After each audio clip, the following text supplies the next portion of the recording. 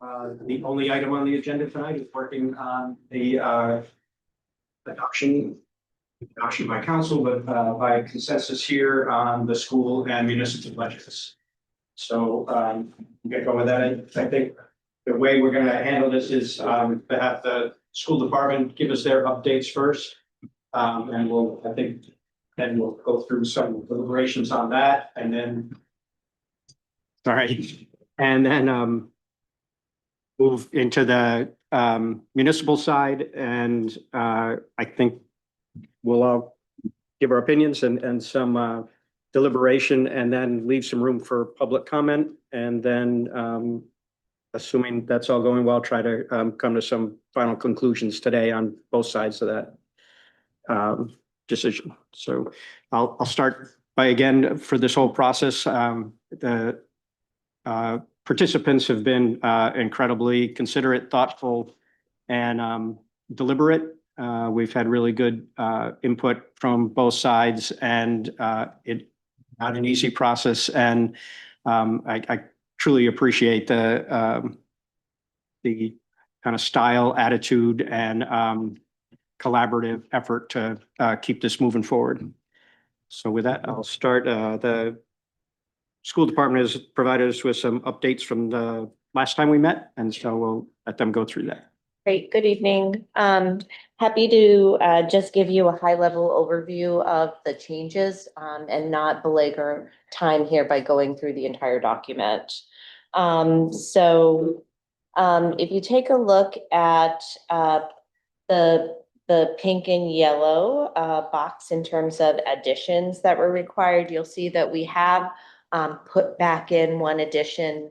At our previous meeting with you 2 weeks ago, we had communicated that we were going to forego putting in funding for a potential outside placement. As you can imagine, over the last 2 weeks, we've done a lot of reflecting on all of this. And so that's what you're going to see, and as we thought about this one particular topic, that is a very risky thing for us to do. Because as you know, and we have explained, students can come into the district any day of the school year with a variety of needs. And if a family moved into the school district and their child required a specialty purpose private school, we would have to begin paying for that immediately. We can't say, well, that wasn't in our budget this year, so can start doing that in the future.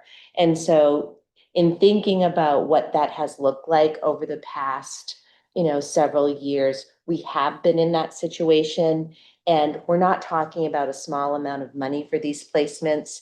And so for us to be able to, at a different time, if it wasn't budgeted for, try to find $80,000 is really quite risky.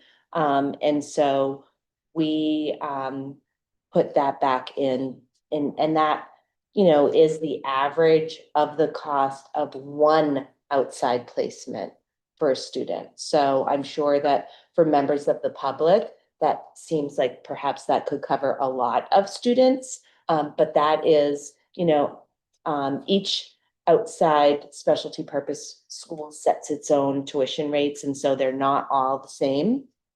But that is the average, and so we feel like we really need to put that there. Yeah. Can I ask the question? What is the total in your budget for this particular line item overall? I can look that up. I know that we have about 300,000 in our federal grant, special education grant, and I'm not sure how much we have left for an anchor and local because we were moving things around, but I'll look it up for you. And if we don't need it, then it would just go in your guys' fund balance at the end. Exactly. Correct. Right. And it is as Diane said, it's a very volatile area because not only are student needs changing because of move-ins and move-outs, but there's also students who are already within our community right now who may or may not be making progress in the program that they're in. And there's consideration throughout the course of the whole year through the IEP process and through feedback from staff to say, we really think this isn't working and we need to look at something else. So So this is placeholder in effect. Exactly. You don't, nobody's identified right now as. Right, like, for the students that are currently enrolled, those are reflected in our current budget, right? But, as, as we pointed out, it's just an ever-changing situation. And, if it was a smaller amount of dollars, I think that we, might be more willing to be in Las Vegas. But I think that this seems like, a pretty considerable risk to take, given what we know about the students that we serve. Right, so we typically budget for the students who are currently in placement, and then any students that we think might be in transition that we are aware of. And we also get information from CDS about the incoming K kiddos, and there's a couple of those who may already be placed, so they're gonna be ours next year. It's a little bit of an art, and, hopefully a little bit of a science as well, but it's definitely a kind of a moving target. Yeah, sounds, to Diane's point, it's a pretty volatile situation, and so we're just trying to hedge a little bit to make sure Correct, if we need it, it's there, and if not, then it goes into fund balance. exactly. Yeah, so the current total is, in the first reading budget is 666,000. So this will add 80 to that. And I can appreciate this in the environment that we're asking you to tighten your budget in general. So there's less room for absorbing Correct. the bad side of that risk. Yeah, so. Exactly. Yes, I appreciate you not acknowledging that. If we move down, through the document, level 1 stays consistent. Level 2, you heard us talk, 2 weeks ago about putting half of the funding, for, one of our interventionist positions, into grant funds, and maintain the other half of the funding for that position in local funds because of the volatility of grant funding. We happen to be in receipt of our grant allocation that same afternoon that we were meeting.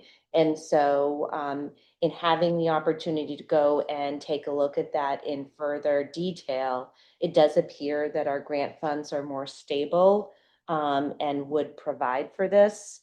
And so what we did was we took that whole person's salary and benefits and moved them over into the grant line so that we could capture all of that savings on the local side. And this position is currently funded in the year we're in today in the grant. And so our worry was that the grant funds would not be available and we would lose that, that person as a resource. So that was where the original decision came in. Now it looks like at least for another year, we're safe to have them be funded by the grant. If we move to level 3, I think that the council has heard some very robust feedback about the work of the ed techs in our primary schools. And, certainly, as we talked about 2 weeks ago, there's nothing on this list, level 2 below, that is without consequence, right? And so all of these things have pretty severe consequences for the school district. And so in thinking about the work that those individuals do, what we did was we amended our level 3 cut here, so that it is the loss of 1 ed tech per school at the primary level, whereas the original list had 1.5 per school. So recognizing, not that we didn't previously recognize the value that they brought, but in terms of just looking at this whole big picture, to try to maintain them higher up in the ask, we felt like was a well-seated decision. Can I ask a follow-up to that? Sure. If it were up to me, I would have put the whole thing in level 4. So how do you, what are still the consequences of reducing 1 per building? What will that mean to the students, to the teachers? I mean, I think, as we described to you 2 weeks ago, the reduction impacts duty supervision, classroom coverage, those types of things. And certainly, I appreciate your feedback on that, but there's nothing great to swap it with, right? Like all of these things, I can appreciate that you have heard more in the public about some of these line items than others. But I don't think that that means that the line items that you haven't heard about don't have the same kind of dire consequences. Mhm. So, there's just no great way to come up with the amount of money that we're being asked to do as part of this cut. So it's the best choice of the hardest choices to make. Those would be your words. Yeah. yes. Very diplomatic. In that, at the bottom of level 3, is there something No, else? you got it, Yep, sorry. in the bottom of level 3, you'll see that, 2 weeks ago, when we had talked with you about the conversion of a couple of academic support ed techs to a teacher position, that, we had estimated at that point in time that that decision was really around just the maintaining of no layoffs, right? Because we were going to have to lay off a professional teaching position. And going back and looking at that, because we had already previously budgeted for that teacher, there actually is a savings of the entire teacher salary there. So, that is in effect what allowed us to make the change to ed techs in the top line that I just finished talking about. Because in looking at this more closely, we see that, those ed techs are going to move to a different segment that's already budgeted for. And that teacher had been previously in the general budget. And so in taking another look at that, we realized that there's actually the savings of that entire position. And so that allowed us to accrue another $120,000 in estimated savings.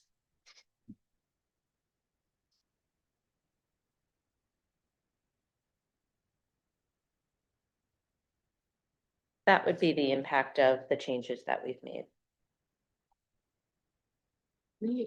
Excuse me, the only other addition to this document is on the right-hand column E that you can see on the far right. There's some notes about our process, notes Mhm. about our thoughts, what kind of reasoning went into moving things around or deciding that we shouldn't.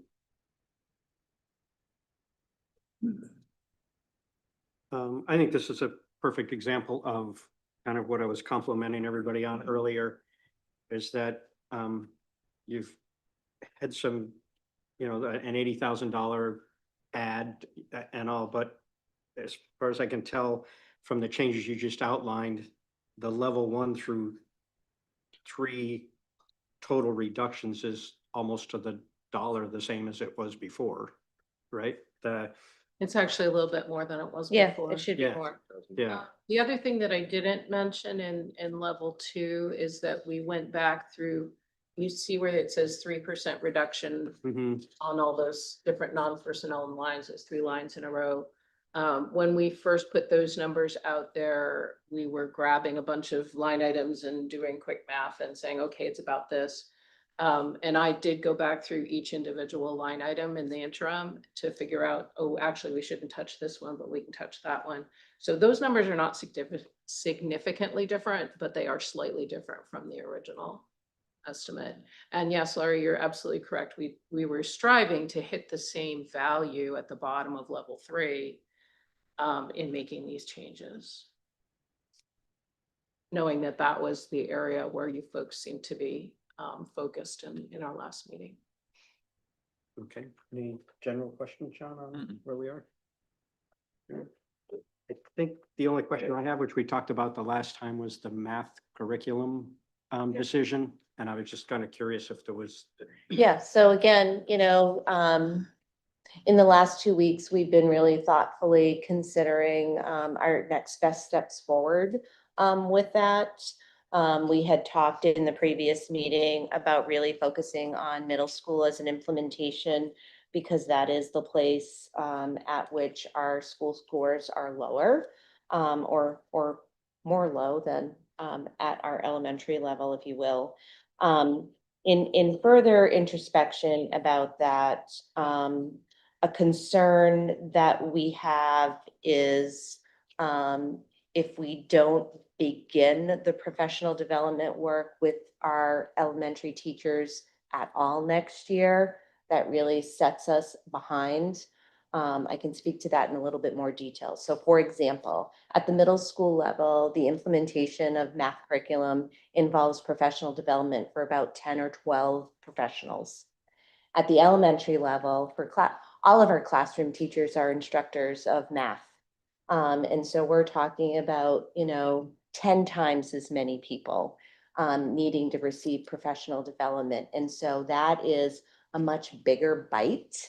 And so in thinking about that, from an implementation and best practice standpoint, one of the things that our team has really dug in, done some thoughtful thinking, and then connected with our vendor about was the opportunity to do a soft launch next year with K-5.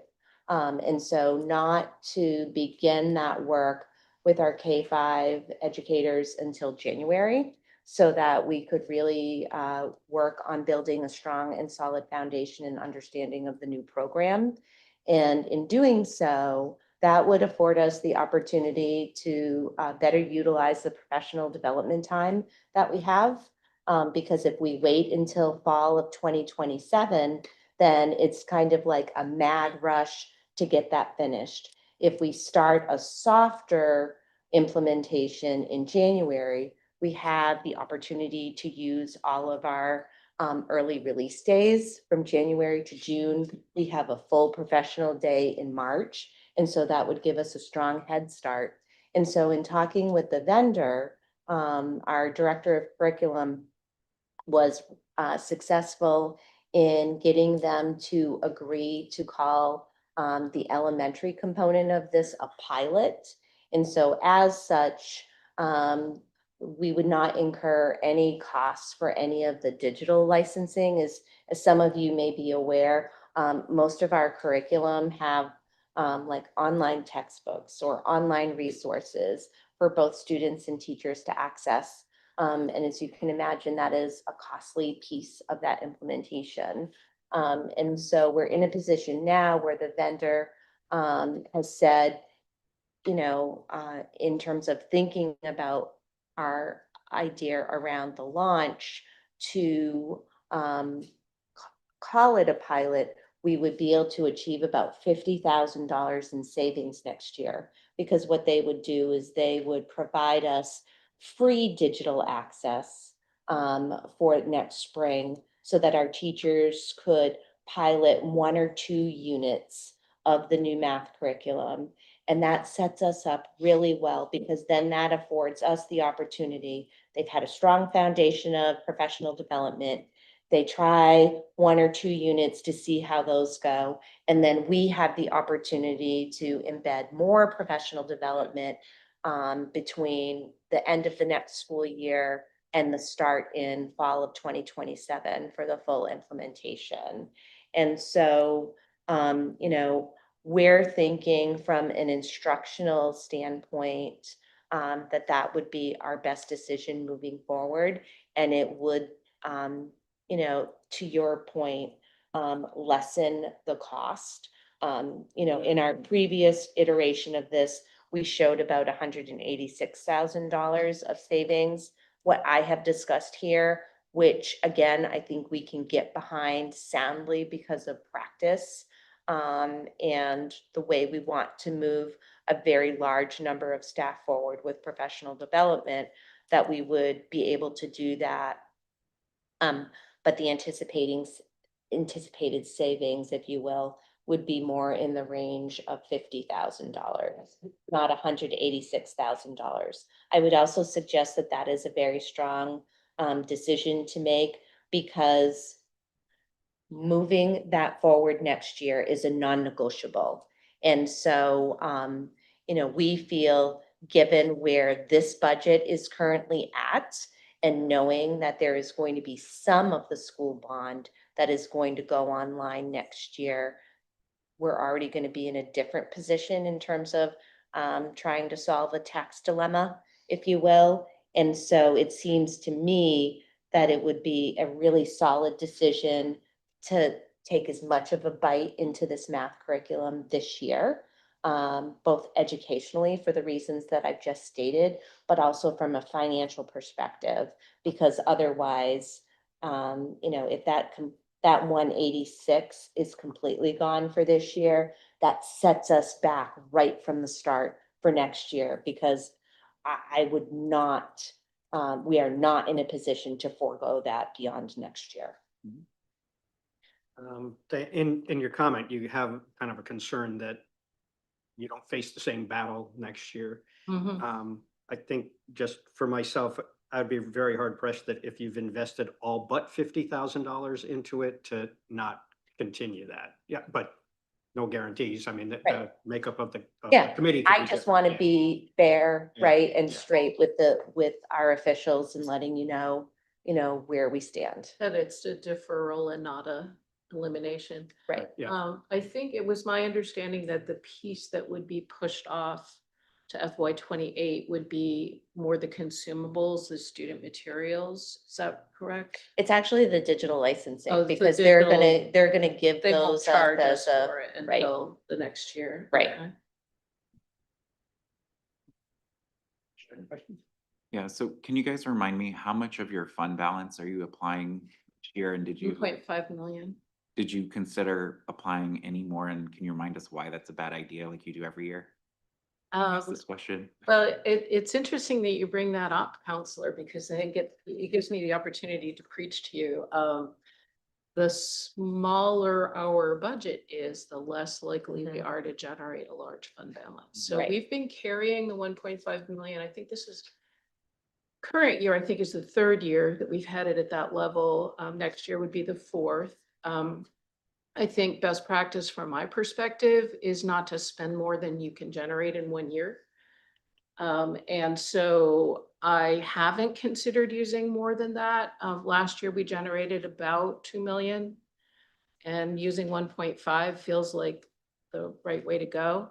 I do know that we have significantly built up our capital reserve fund and have not touched that in this year's budget. And that's deliberate as well, because we're a little concerned about costs coming up for the new building project. If there's anything that's not covered, or if there's any way that we can apply those funds in order to reduce a bond, or whatever cost might be connected with that building project, I think that would be a great use of those funds.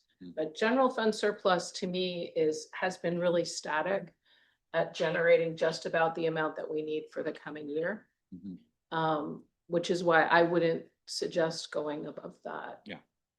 And just to get back to your first comment about the squeeze this year, we can likely anticipate a much lower fund balance contribution to next year's budget that would automatically already start us probably in a tougher place, because we That would be my worry, right? Because you'd be creating a revenue hole Yeah. that you have to fill. My hope would be that we could continue to save as much as we can save, and we probably wouldn't be funding things like the pre-K fund and the capital fund. We'd be stepping back from that at the end of the year and just keeping everything that we have available to use as revenue on the general fund. But yeah, it makes me a little trepidatious. And can you remind us what the impact of the state legislation is for the school funding formula? Does For that the mean? GPA, Yeah, so we will likely only get the same amount we got this year. Next year, is it guaranteed we're gonna get the same amount, or could it actually be Yeah, less? there's no guarantee for next year, right? But what is guaranteed is that we are not going to reap the benefits that other districts are from the passage of LD 2226. Okay. right? And so, it's not a cliff in terms of $1 million loss next year. It's 3 years being held harmless. And so what that means is that they're just not going, they're going to defer the time at which they take money from us to spread to those other districts who have been determined as in need of more Mhm. funds. So is there a possibility that we could still get more state revenues next year than we did this year? I think the concept is that they would hold us flat.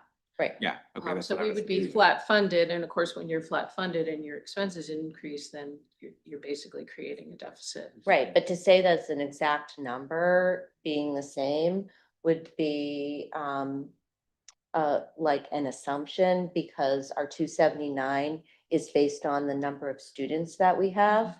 So it's based on total student population, it's based on special ed, MLL. It's, it's a 6-page formula that has lots of subcategories. And so it's not just a blanket set of Mhm. dollars that we receive. So flat funded, does that mean that's like a cap we can't go over? And it's either good, like that could be the highest or it could be lower? I mean, again, I think that, this particular conversation is like just making some assumptions. We have not received any official communication from the state about that. So I don't feel comfortable, weighing in on that, if you will. Yeah, I just want to make sure we're thinking about next year, the year after that, as we're making the decisions, as you said, Kate, because the choices we make today will be harder to make up for later because we know that there's going to be pain coming potentially, definitely in year 4, right? Yeah. That's when we start to lose some of our state subsidy. And so again, that's where, again, the more we start in the hole, it's going to be really hard to climb out of that. And we're just going to see much higher tax rates because of, Because we're making up the difference. Yeah. Right.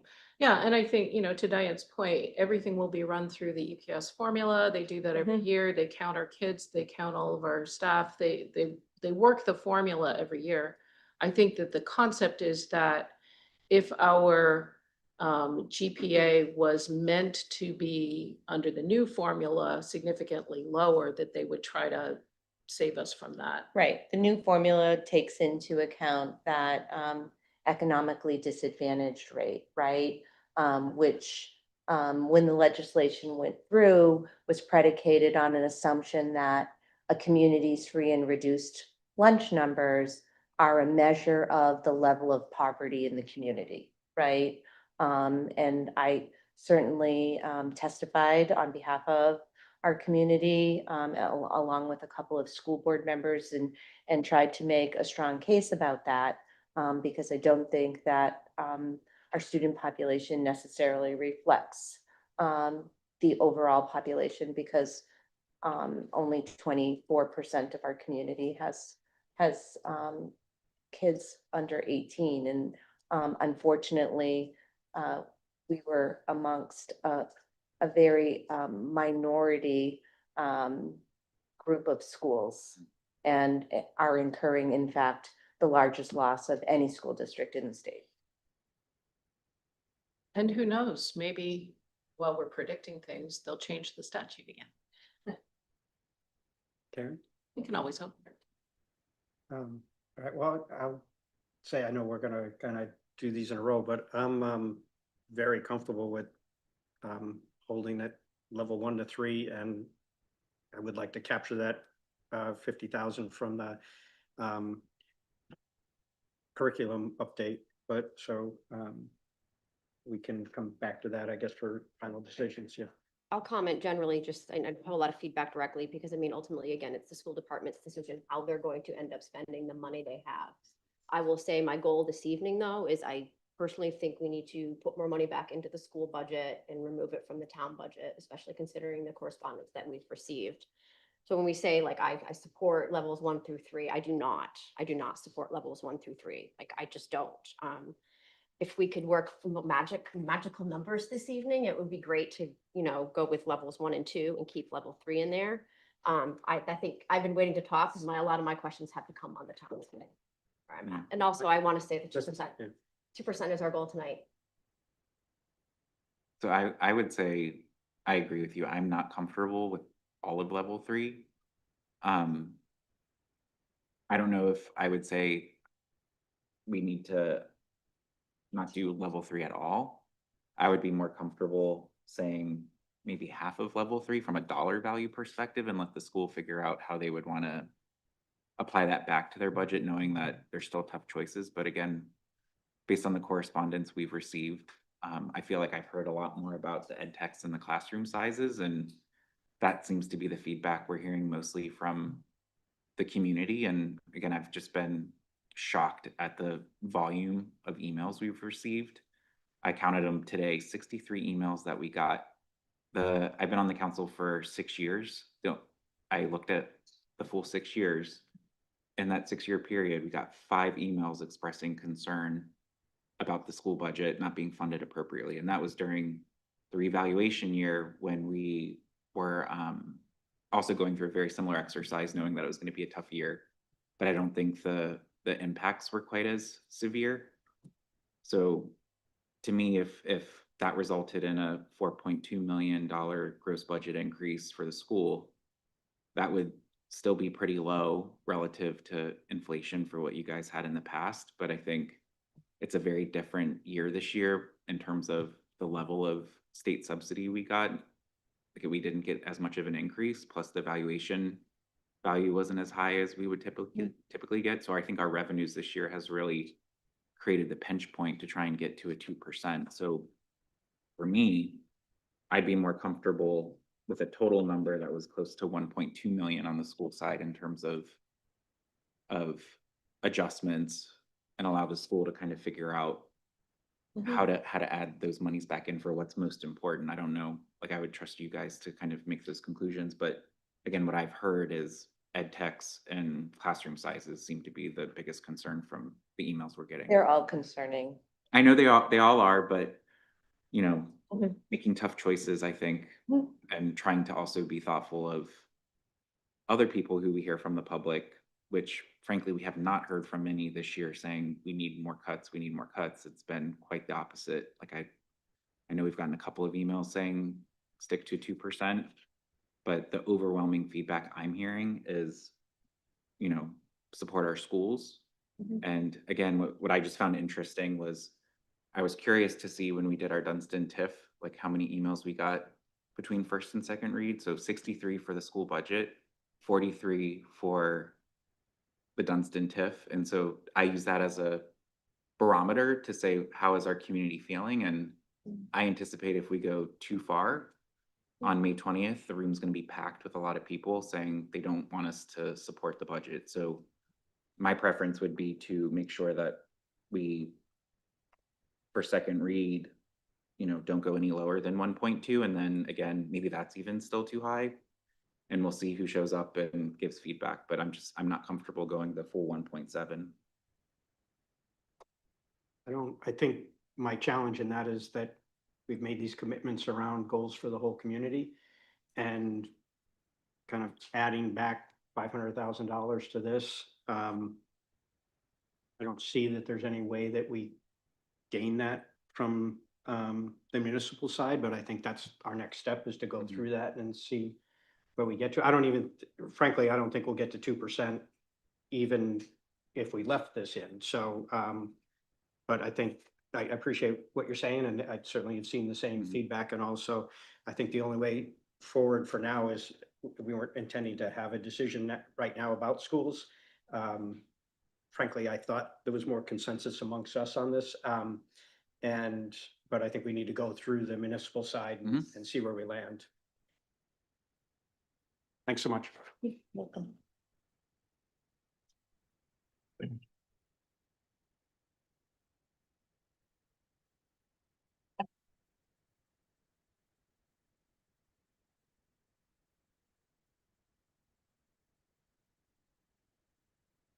I'll say, yep. Well, I'll speak to what we were tasked with following your last meeting. So Liam, could you pull that up, please? And I believe counselors have, or finance members have this in front of them. The two shaded boxes, the first one is in forgive me, we did follow suit with our school colleagues and have kind of broken this into level 1 through 4. So level 1 is what you saw last time. And then level 2, we were sent with the directive to find a way to advance the long-range planning position in the planning department, and do it in a revenue neutral way. That was the takeaway I had. And so what you see in so-called level 2 is a series of further deferments of positions. This is for the part-time positions to full-time, delaying those until the first of the year, and then bringing on the long-range planning position at the first of the year, which I think is a reasonable goal. And it also captures some good news we did receive from the county, which is the county assessment will be going down by 46,000. So that's helpful. So I sit here before you and certainly offer up level 2 for your consideration. And then we've also continued to reflect what I'm calling levels 3 and 4, which I suspect we may be talking about at some point. I have a question. Sure. So I understand this is the operating budget, but we have a budget filled with capital improvements. Is that part of the budget? Mhm. And we haven't eliminated any of them to date? Okay, and so this is just that with that, okay. And then specifically, you have convert 5 TIF capital items to bond funded. Can you explain that for me? The second to last one in level 1. Yes. Liam, can you help me there? Just, I want to make sure I'm speaking to the correct items. My assumption is that's the 5 items that were in community services and executive. That was a reworking when we realized we had a double calculation of TIF revenue. We made some adjustments to the capital budget as presented to move some of those funds over to the two house. They're all in the capital budget. I couldn't tell you all the specific items, but yeah, that was that. We were a series of adjustments. Sure, we can pull up for you at some point. I see. I was trying to sort. As the convert 5. Liam, your- 5 TIF revenues. Is your mic on? It's not. So, I don't know, I'll move. You're getting scolded. Norm is sourcing those details right now, so we'll report momentarily. I mean, I guess generally, I see a lot of stuff in the capital improvement plan that I do not think is necessary, or I'm curious as to how they're being funded. I'm not a finance person, so when I see capital improvement items, you're just shifting the money to a bond, right? I mean, we're still paying for it, we're just bonding it instead, but we still have to pay that half. Right. So you're not Sure, just carrying. moving money around. We didn't eliminate anything. We're just shifting. Well, even if you were to cut things, it wouldn't have an impact on the mill rate because it's not until next year's budget or when we bond the next time that it would be debt service expense. So the choices we make today will make next year's debt service higher. Right. Right, and I mean, I think we have to practice a lot of restraint, so we're not in a bad situation next year, like especially with these positions, if, we hire and then we're like, nope, now we have to fire. I don't know what the plan is here. I generally feel like there's certain things in here. We've gotten specific emails from residents. We've gotten specific emails from people from committees saying, I don't think you need to move forward with this project. And so that was kind of the conversation I wanted to have this evening. Because this is very straightforward to me. But what we haven't addressed it at all is, so we've attached the operating budget, but we haven't even talked about capital improvement. Mhm. And so I don't know if there was, I was maybe expecting you guys to make some recommendations about stuff that could be delayed or maybe not done, but it looks like that's us. Well, as regards to capital budget, John is correct that the large capital items, and we can talk about them individually if you like, are proposed to be bonded, so that will have no effect on the tax rate for next year. There's no question that it has a forward effect on future debt service costs. Beyond that, the only thing that would affect the tax rate is there are a total of 9 projects proposed to be funded with TIF revenues. And these are, I think all of them are $30,000 or less. They're not good candidates for bonding. And so normally we would either appropriate money for these things They're kind of one-time purchases and therefore not in the operating budget. There's a couple there that I would want to try to persuade you to keep because I think there's some great value. But there's at least 155,000 there that we could simply defer to a future discussion and use those TIF funds to, I would suggest we further offset debt costs. So that would have a direct bottom line effect.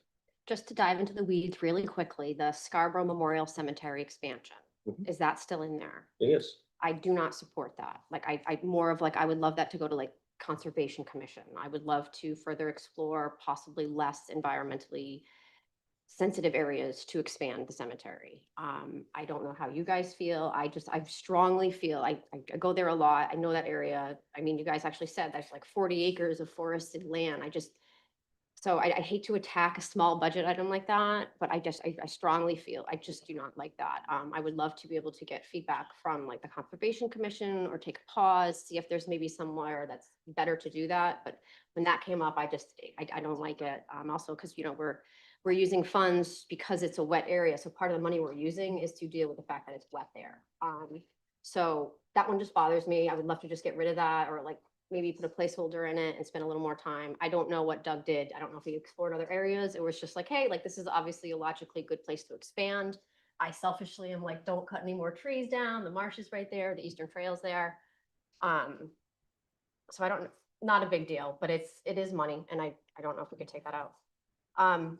That's something we could defer. We're just, we observed that we are down to 44 lots, double lots and 27 single lots. And so in our minds, it was logical. We have access land. It's an existing cemetery that it would make more sense to expand rather than, I can't think of currently town-owned property that would be suitable for, you know, expanding and building a new cemetery, frankly. It's fair. You can consider whether we should be in this business at all. I think it does support itself by lot sales. We just, you know, give these lots away. We sell Right. them for $650, I think. Yeah. So we can certainly talk about it. I think this is something that could be deferred, but it's a discussion we need to have in the next 12 months, I think. What's the dollar number on this? 60,000.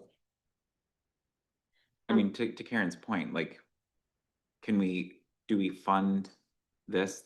Like, can we fund whatever we need to fund to identify where we want to expand versus making it so specific that it has to be this particular location? Can it be an analysis to look for multiple places, meaning I like, don't think that needs to be any funding.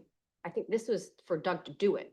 No, this is design. This is to understand how to lay it out, the roads, whether tree cuts are required. You're just very passionate about that area. I Yeah. don't like it. I'm not gonna belabor this meeting anymore. I also want to talk about the East Grand Complete Streets. Is that something that's gonna be bonded? Yes. Okay, because we've gotten a lot of feedback about that, specifically also from Transportation Committee members who just said this is not necessary. So I get conflicted where, okay, it doesn't affect this year's budget, but we're taking on these huge things next year. And I don't think it's a good idea. Yeah, this is a project that's been around for probably 10 years. It was kind of pushed to the side. We focused our attention on Gorham Phase 1 and 2. And we're now to the point after pretty intensive public engagement and full design, it's ready for construction. It's certainly your choice whether you want to move it forward. We're simply advancing things that have received prior funding and are ready for the next final construction step. mhm. Do you have any rough idea on what the funding that's already gone into it? Probably $400,000 or $500,000 between preliminary design and full design. I can reconstruct that through past budget approvals. And for the full 4 million, again, I don't know if it's like, don't do the full 4 million, but is there certain things? Because a lot of it, my understanding has to do with like safety measures and putting in some safety measures versus just having to do like major construction. First and foremost, it's a full reconstruction of the road and sidewalk. And that's where really I would say the majority of the expense is. As part of it, we're also introducing a dedicated multimodal bike lane Mhm. in that area. I don't know that has a huge financial note associated with it, It's really the traditional reconstruction of that road. It does have curb and sidewalk. It has on-street parking. I heard you mention the other night that the Spurwink Road work was a couple of miles that cost $2 million, and this is less than a mile for 4+, do you know? just Different. High level kind Yeah, of. a much different project. Spurwink Road simply improved the shoulders with additional materials to make them suitable and expanded the paved surface, if you will. So there's more paved shoulder for bicyclists in particular. This would be a full box cut, I believe, reconstruction. So it's totally removing the street, rebuilding it. And this is in response to what? Complaints or staff just saying this could be better? I think both. That roadway, the curb reveal is almost non-existent, meaning we've paved it so many times. The curb maybe has 2 or 3 inches in places, and it's in very rough shape. I would say though, generally east, like that area down there reminds me very much of a lot of the beach communities throughout New England though. So while like, I don't think there's real safety concerns down there. So I think that's why, you know, that's why I think I struggle with that one. I'm struggling with a lot of these that, okay, well, you know, it's fine because it's not this budget season, but you know, you're not going to be sitting here next year. Where are you? I don't know. Yeah. But, Make an I announcement. feel, I'm very, you know, we're just setting ourselves up, I feel like for maybe a harder budget season next year with some of this stuff. And so, I mean, I want to cut to the chase and say, I think I would love to be at 2%. I would love to put more money back in the school budget. I just don't know where to make those cuts.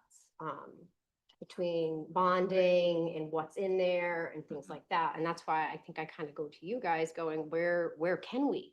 I could sit here and go through every capital improvement and say, I don't think that's right. I don't think it's good. I don't think we need that. We got feedback that we don't need it. We want it. But I don't know. I don't know your budget that well and how it works between bonding and not bonding to get us to that point. I'm going to need some help. I have one more question though. That's okay. Okay.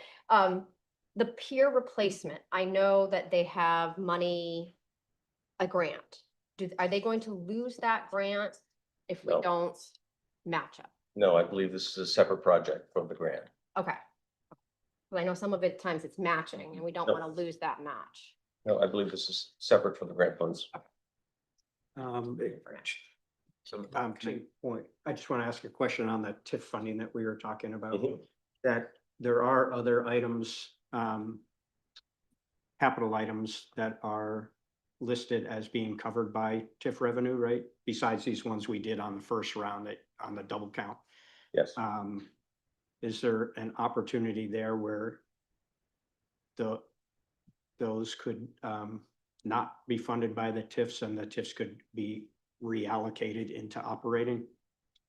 There is. There's no other source of funds, so I think effectively that would mean deferring those for future consideration. But yes, But that might be to your point, we'd be deferring the project because we're not funding it.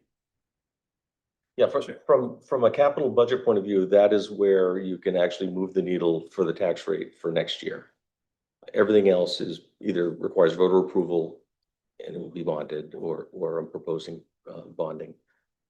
If I could, there are 2 projects of the total 9, and these are all small. They're detailed on pages 135 and 6, if that helps you.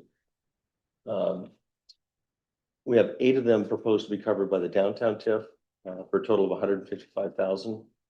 The 2 that I want to draw your attention to, middle of the list, it's audio and visual upgrades for the public safety conference room. This is a room that is increasingly in demand. It would be great to have it function just like this facility for good audio and visual. So that's a $15,000 investment that I think is wise. And then on the other page on the Huggis Parkway TIF, excuse me, the other one that I would ask for your consideration on that same list is the Larrabee Farms parking trailhead. You may recall the council accepted significant parcel of land up off Gorham Road. And there's a tremendous recreational opportunity, but the public doesn't know about it and can't get to it. This would be creating a trailhead and a parking facility to allow tremendous public access. It's third from the bottom of that list. I'm sorry, it's over on the downtown TIF, John. My mistake. Yep. So those are the two that I would put a pitch in. And again, that's for 10,000. So 130,000 would be what we would, I think 100, 155. 155. There's total. another one in the other, tip at 25 there. So it's 180 total. We propose to retain funding for 25 and then reallocate the remaining 155 to Debt service, go I think towards is the debt easiest. service, which would reduce that'd go right to the tax rate impact. that would be my preference. I agree with that. So you're good with that? Okay, so let's plan for that. So that's 155 of savings without detailing all that, just a placeholder. And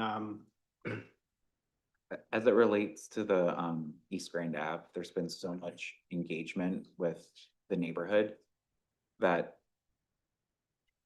I think it would be good to signal that it's something that we may decide at second reading to adjust further, but I would want the Pine Point residents to know, especially before we do something like that, to hear more from them, because I feel like I've gotten mixed reviews from people on the project. So I would like to hear more from them before we make that adjustment, if there's appetite to even do that. And again, for the cemetery one, I don't have a strong opinion about, like, if you feel really good about that, Karen, I can get behind you on that. I just don't. We have a conservation commission and part of their role is planning. I'm considering this a planning decision. And so I'm saying, I think that's a planning decision to expand a cemetery next to the marsh. And let's engage them in that process. And maybe do an alternatives analysis or something like that. could Maybe look they'll to be see if there's- motivated to find another location if they think it's bad. I think what kind of struck me was Doug was saying, well, we got to deal with all the wetness. And I'm like, okay, so you're paying money to deal with the fact that you're trying to expand where it's wet. Which is just, again, I don't work in that business, but I want to protect the marsh and the trees.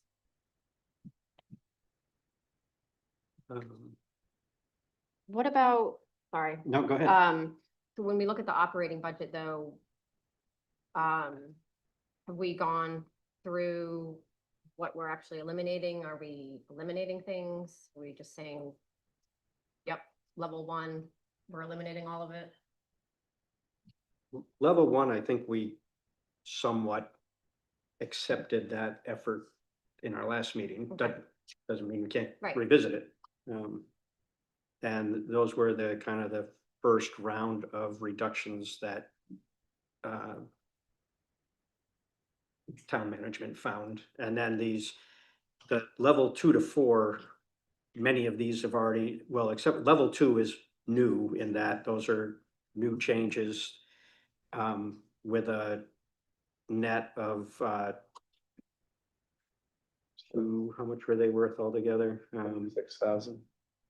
Yeah, 36,000. Because remember, we're adding in monies for the new long-range planner in that Right. list.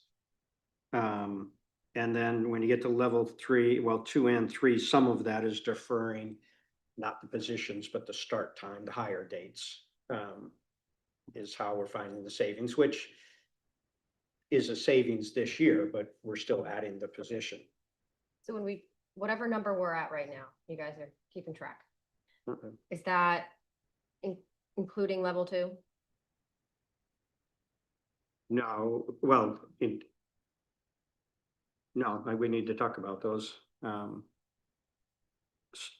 So tonight is the first time we're seeing those, well, in this format. So I think the discussion points are around the staff hiring. Yep. And there's some little things with traffic calming and holiday lighting and I think level 4 is pretty much things we talked about in our first meeting, and that Right. 1 or 2 of us kind of said, no, we don't think we could deal with that. As an example, the deferring the cost of living adjustments for executives, well, the whole staff, non-contracted staff. And that there is, in that is the, so up above, we're deferring hiring the police to January. The amount listed in level 4 is if we don't hire them at all in 27, if we don't budget it at all in 27. We reviewed the GP cog dues, and if you remember, there was also an MAA line in here, Yeah, we talked about that. and that would have our insurance coverages and everything. Yeah, that's the one thing I've actually removed from this list because it's just not advisable. Well, so where are we at if we add level 3? You'd be reducing another 245, 246, for all of those.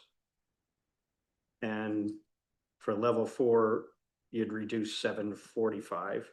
So there is enough here altogether that would make up to John's effort on the reducing the reduction by 500,000.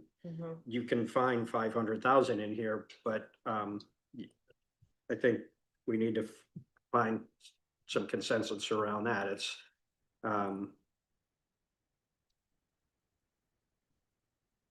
Okay.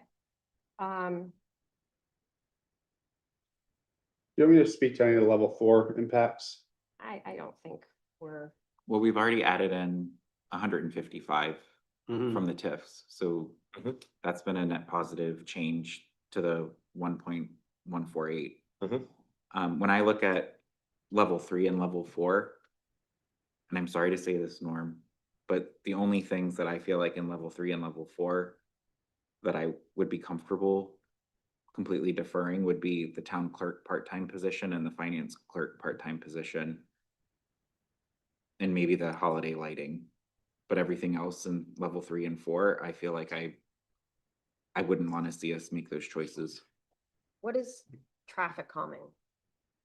What's the, In response to public interest and concerns, I think 3 years ago, we started to fund an annual allotment to make investments based on our traffic calming policy. And we've done anything from, striping to signage to speed tables. well, that reminds me, the Sustainability Reserve Fund, it looks like did we eliminate that up in, No, it's there. It was improperly in the budget in the first place. okay.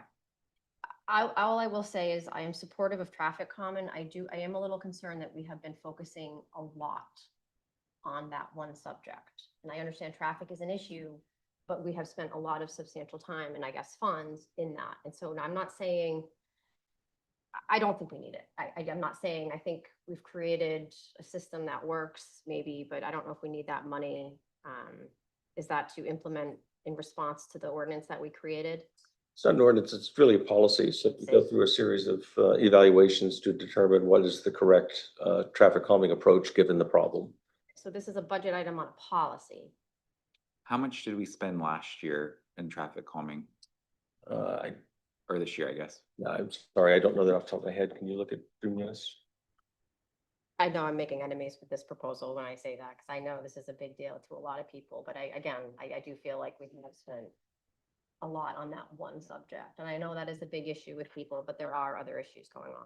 on the traffic calming. Yes, yep. I think With all due respect, I would say that's probably some of your best and cheapest investment. You're vastly improving people's safety and people's experience in their neighborhoods, and you'll do what you will, Yeah. but I think Is that- that's small money for huge benefit. I'm on that same road with the holiday lighting. That was really well received. Yeah, I don't really $20,000 think lighting, Right. and that- I agree with John, though, with the clerk and the finance. I think ultimately for me, what it comes down to is I feel like the adults can suffer a little, but the kids can't suffer. So like, I'm fine standing in line at the clerk's office if that means we get more ed techs, I think. And I think that's kind of when it comes down to, for me, is who's going to be impacted by these cuts. And that's us, the adults. I'm okay with that, I'm not okay with taking away the stuff from the kids. We spent 31.5 on traffic calming this year between actual and encumbered contracts. How much? 31.5 thousand. Thank you. I don't, and maybe I'm just in a different place altogether. I think to try to, and I didn't have a number from you, Karen, but for John's number of trying to add back 500,000 to the school budget, if we say we're gonna try to find that in the town, I mean, we need to start talking about deferring the police hires, deferring the planning position. And I'm saying we have to. I mean, that's to kind of break even where we are. When I looked where we were coming into this, I could play with accepting the schools through level 3. I hadn't even counted in at that point that 50,000 for the math software. We could kind of get this down to like 2.6 as an increase to the average homeowner. Sorry, no, 2.6 increase for everyone. But and so I think off the top of my head, if we can't make a dent on adding back that 500, we're going to be at like a 3.5% increase. And I don't see where we're getting anywhere close to the 0 goal, the 2% goal, and the goal of trying to have some restraint this year. What I really took faith in was the professionals telling us that they don't want any of the school cuts. I get that, but that the ones to get to the number we were hoping for, which we couldn't get there, and I'm comfortable with that. They put a ton of time in here finding the combination of things that were the least impactful to students and staff. And so I get it, but I feel like we're just kind of throwing our goals out the window at this point. Well, our goal was a 0% tax increase. Right, and we gave up on that. Well, I agreed with that change of going to I felt 2%. like we were forced to give up on that. And I felt like we came to a consensus that despite the strong conversations we had in January in response to the feedback from our residents that we need to tighten the purse strings, we wanted a 0%. And then we got a budget at 6.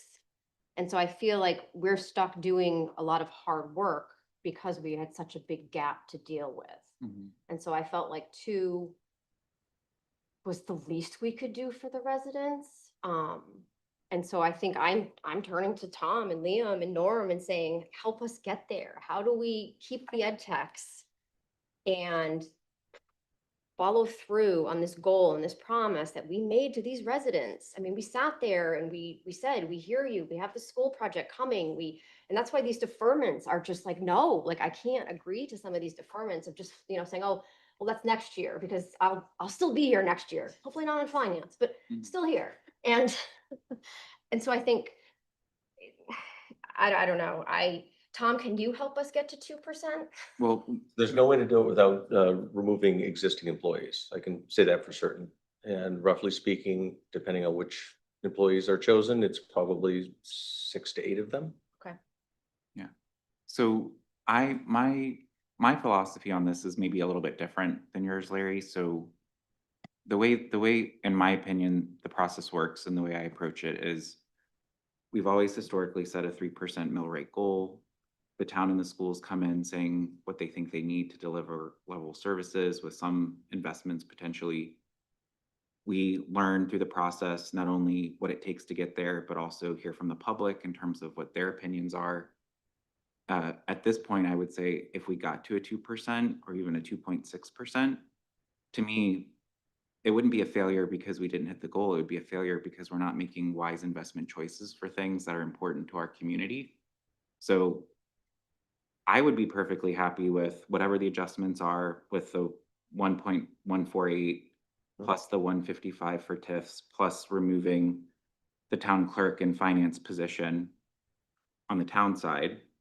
And then I would be comfortable moving forward with the school with 1.5 and whatever that means in terms of the mill rate. I think we have justification to the residents to say why this is a good budget that you should be approving, not that we failed because we didn't get to a certain target that we have in our minds, but because we have a really good budget that invests in our students, in our town and in our residents and the quality of life that we value and want to have here. And so whatever that percentage is, I'm comfortable with that percentage. I'm comfortable justifying that percentage. And I think I would hope that our school supporters would come out and vote for the school budget because they feel like that is an important investment that we want to make. And if it fails, then I think the good news is we have the data to go back and say, well, we need to make some tougher choices. And if that means the school budget fails and we have to cut another 500, I'd rather cross that bridge when we get there than go out with something super low that's going to do harm. In addition to, knowing that the tough choices that we're forcing now are only going to get even tougher in the upcoming years. They're not going to get easier with what we were just talking about with the funding formula, tightening the school budget. We're going to see less contribution from their fund balance. So being too conservative, I think, will just set the council, the public, the schools, the town up for a very, very tough year next year. And again, I look at the fact that when we went out to voters and said, do you support the school? And we gave them a model, and the model said we anticipated a 4.25% increase this year. I think we will still be well below that and have good investments that we can justify. So again, that's where my head is. And to be frank, I'm not going to budge. So if you and Karen want to continue to find money, you guys can, and I just will vote no tonight. And I'm okay with that. If I don't want to vote no, but at this point, that's where I sit, and that's where I'm going to stay. Yeah. I mean, John, you say that you don't want to force the town into a tight spot, but what you're doing is you're forcing the residents who voted to us into a tight spot, me included, where we have residents, and I appreciate all the feedback from the school, but again, that is 25% of our community. And so they are here and they are working and they are making money and they want to spend money on the schools. But let's remember the rest of the demographics of our community, where I make up of both of them, where I have kids in the school, but I'm also single. And I'm like, am I going to be able to afford my real estate taxes? And I think you have a lot of people here who are on fixed incomes and things like that. And I don't think you're considering them right now. No, I totally am, because a 3% budget, when you look at Gorham, 9.4%, Westbrook, 7.6%, Cape Elizabeth, 7.13%, Portland, 6.2%. We are doing a really good job. We shaved $2 million off of our budget. That is very much taking into consideration everybody in our community, but also making sure that we're not being penny wise, pound foolish, which again, I think is the result if we just keep cutting. Again, who has come except for a handful of people saying we want more cuts? When you say we heard from residents that we want more cuts, I have not heard from tons of residents that they want cuts. I hear people say practice fiscal prudence, make wise choices, don't have a 10% budget increase. Like that to me would be irresponsible to everybody in town. A 3% budget is, again, the envy of the community surrounding us. And I think shows good fiscal discipline, fiscal prudence. And I don't think that that is like saying anything to the people who are saying anything to the people that I don't care about them because we're doing a 3% budget. And the fact that you even insinuated that, I find extremely insulting and disrespectful. I know, but that's what you said. Right. And Yeah. so don't put words in my mouth. I already said what I said in terms of where I stand, so I'm good. John, can I just clarify? You just said there 1.5. Is that a difference from the 1.2 earlier? You had 1.2 in reductions where it's at 1.7 now, and you were saying you'd be comfortable with 1.2. But you just said 1.5 for schools. I didn't know if you were Well, changing I'm that saying number or it's not. 1.148 plus 155 plus the That- town that's for- clerk. That's for the town you're talking Yeah. about, right? I thought And then you- on the school side, I said I would be comfortable with a 1.2 million Right, I thought you. reduction. Okay, I thought you were saying just now 1.5, like that you were saying you were giving on that sum. So the total adjustments will be about 2.55 million from the proposed. And we just modeled it quickly. It produces about a 3.18 or 9% increase in tax rate. Sorry, what's the number? 3.19. We'd like the ability of being a little more exact, but I Yeah. think that's a fair representation. So if I summarize, John is sticking where he is, and you would still like to cut more, right? Yep. So I guess I'm looking for how we get, Well, and I further think from that's, here. again, I'm not a finance person, so I think I struggle with, we had a goal of 0%, we came in so high. I don't feel like I have the experience, the expertise, the knowledge to sit here and go through the budget and do that. I know towns around us are coming in high, but they're also cutting staff. Significantly. And so I go, should we be cutting staff so we can fund our schools? I mean, I don't know if you want to have that conversation. sorry, to be clear, they're cutting school staff. Well, I don't know. I don't know what they're So- doing. I know we've heard a lot about the schools and stuff, but I actually don't know what the municipal side. I haven't heard that in the news and things like that. I don't know that either, yeah. Yeah. And, but, one of the, I think admirable things about the work that the school did is that it does not mean letting any staff go.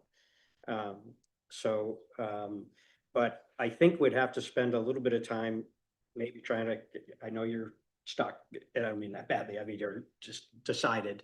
But I think that you could discuss the planning position. You know, we've all talked about supporting that, but if we're trying to get to somewhere where we can have some consensus, we did just hire a deputy director of planning that in effect replaced Brian. And there's some in here to increase a part-time position to full-time in planning. And I could argue that maybe we need to let those things play out before we add an entire another full-time person. I also, as far as the director's time and effort and everybody recognizing what Autumn's working with, we did get a reprieve on all the work that has to be done for 2173, that we have a year to get that work done. So that lightens that load. So I'm just looking for some ways to try to get a little bit closer, and that's a number. But then I think you need, and I understand what you're saying, John. I really appreciate the way you said that, is that it's just different from the kind of tasks that we gave ourselves. But so if we're gonna, to me, if we're gonna try to have that much of a change to the school budget, meaning adding back 500, if we wanted to get to even, I don't see how we get there, but I don't, particularly if the only two positions that you're looking to impact are only two line items you're looking to impact, add up to $51,000 out of what I would say the start point at 100. I don't know that I can say that I'm comfortable with that, because it's going so far the other way, from where we all started and the goals we set, and I really do appreciate the way you said that. I think it was really worthwhile that in the end you can really support it, and support it to the town, conversationally even, but it's not what we set out to do. And I'm not, like I said, I'm very invested in the work the school department did in finding palatable, well, I have to be careful. They've been clear, they don't want to do these things, but somewhat reasonable reductions on that side. And when the schools make up 65% of the budget, and you can't get to the savings without participating, and they've done that very thoughtfully. So I think by just saying, let's add 500,000 back to that, to me, it makes it nearly, well, I think it does, it makes it impossible to have the result on the town side pick up all that slack without serious impacts. I understand you're saying, well, let's not pick up the slack. You know, I guess let's land somewhere else. So, Karen, I don't, So you're saying you want to eliminate the long-range planner position? Is that correct? I'm just, yeah, I think that would be an idea with some Yep. reasoning behind it. And you're looking for more cuts, and that would be one that I could see. I think that,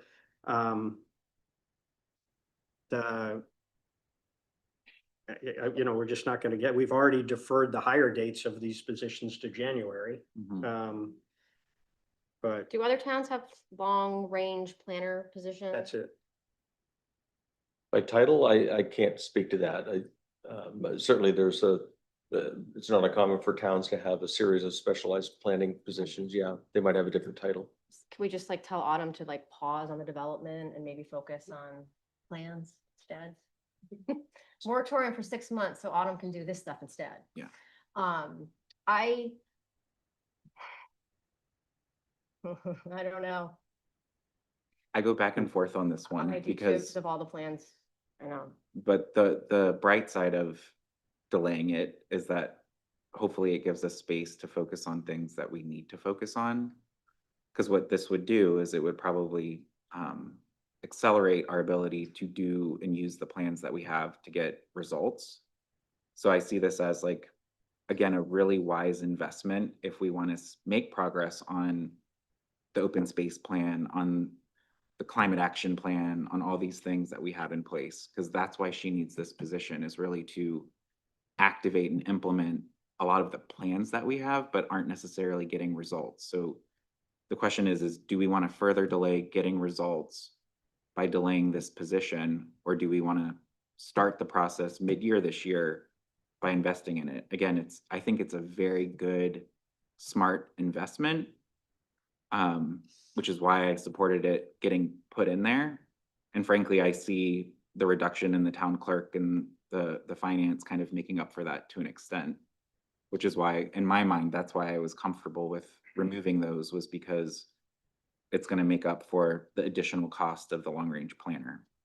Not that these all aren't important, but like if we have to make choices, that one just feels like a very important role that we need in our community to really implement a lot of the great studies and things that we've done.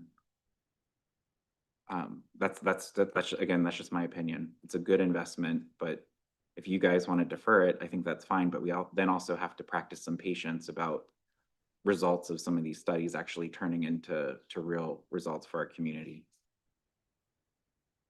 So with those three, if we did that, if we deferred the long range planner altogether and the town clerk and finance altogether, it'd be 52 and 60, 112. Well,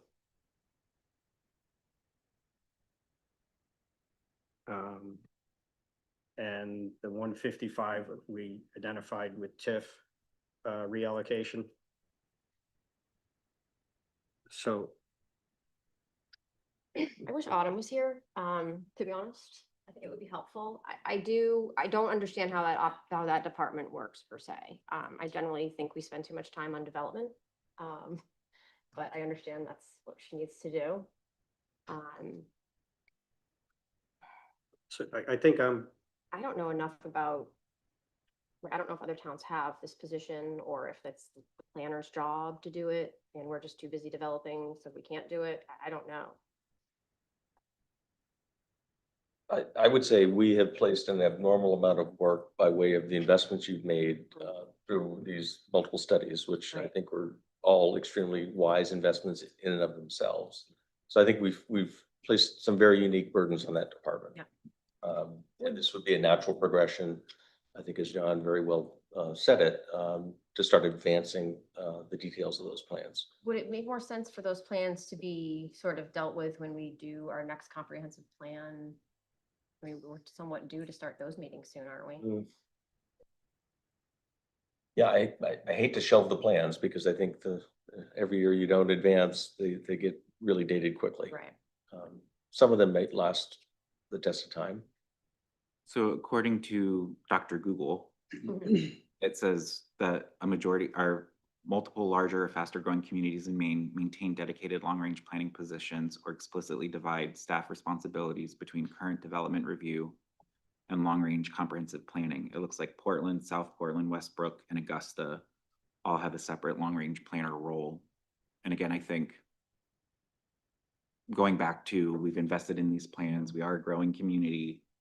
And just the level of work that that department has to do. And I think it's been many years, right? Like since we've invested in the growth of that department. Yeah, so just the background is, you know, just because we obviously went through a bit of a reorganization to bring on a deputy planning director. They still maintain a lot of responsibilities of the previous zoning administrator. The actual planning staff hasn't grown, and it's been essentially a two-person department or division for decades. And so I think I'd just layer on, in addition to the plans and the studies that we've undertaken, just the day-to-day growth and development, the ordinance work that we ask her to do, as well as the legislative changes that we're going to grapple with over the next year. And so I think when you add all those things up, I think there's a compelling case for that requires probably more labor. Yeah, the other thing I'll add is we do have a robust array of advisory committees that staff has to support. And some of them can be quite demanding just based on the nature of their work. And Autumn generally is taken on that task. I think having another kind of professionally trained, person that can support the committee properly, but also represent the department well is another part of the goal here. So she's not spread so thin. I just want to check your conversation. Meeting starts at Mhm. 6:30. Yes. Yeah. Maybe And- there's a counselor in the audience who could go cover for us. If they don't mind. Yeah. And well, I think my concern right now is I don't see how we get to 2, let alone 3. I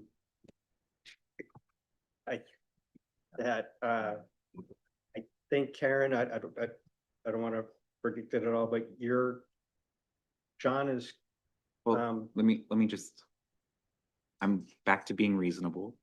So, I get the 3.19 might feel too high, but again, could we just get to a 3% budget as a point for second reading? And again, we could continue to evaluate, hear from the public between now and then, whether they want further reductions or more ads, and again, use that time between now and then to see if this is acceptable. And I don't know what that would mean, if that means instead of the school doing 1.2, it's 1.3. We can play me that. What's the dollar amount to get to 3? do we need to give concrete visibility to the schools though tonight? They need to, I would think so. And frankly, you have final reading next week. We need to put together your budget order, prepare the amendment for consideration. So I'm going to implore you to make final decisions tonight. So there's something actionable.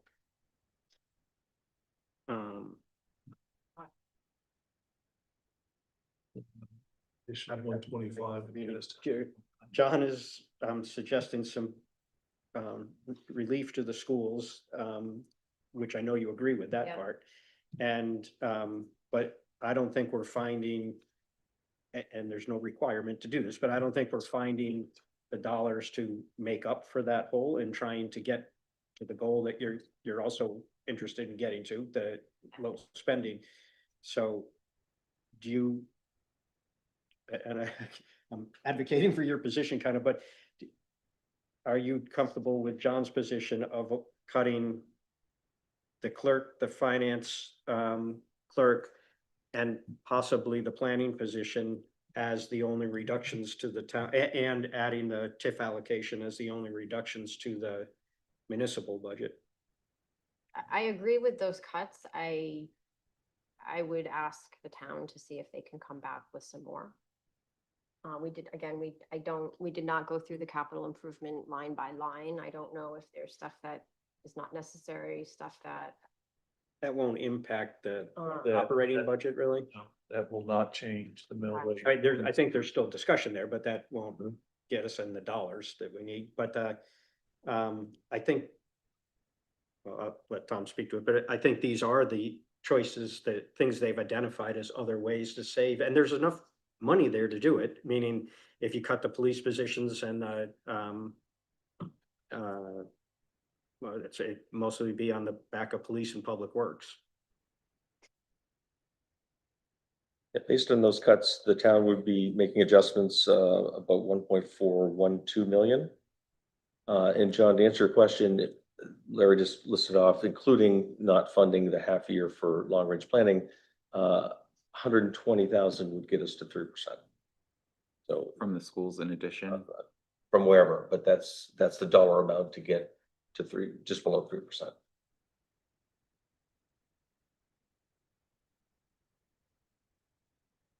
So I mean, if that, like. And we're if we- modeled if at we can 1.2 for the school at this point. It would be one, that would be with. This is modeling 1.2 reduction from the school. So the, Instead of 1.7. yeah. That would be all of level 1 and 2 on their Mhm. list. So again, what I would be comfortable going with to second read is the adjustments we talked about on the town side, plus in addition to the school side that could get us to a 3%. So what is the impact to the school? It would be roughly 1.2 million. So it'd be restoring another 380,000, is that right? So it'd be 1.32, right? Okay, Reductions from the school, correct. from the 1.7, so it'd be 380,000 less than what they're prepared to Correct. offer you through level 3. mhm. Sorry, what would the total reduction be from? On the where we- school, from the school, it'd be 1.32 million. Instead of 1.7.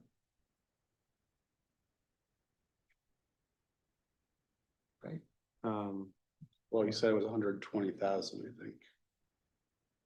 Yeah. The 120 on the 1.2. Yeah. The 120 is just somebody, but yeah. Something, yeah.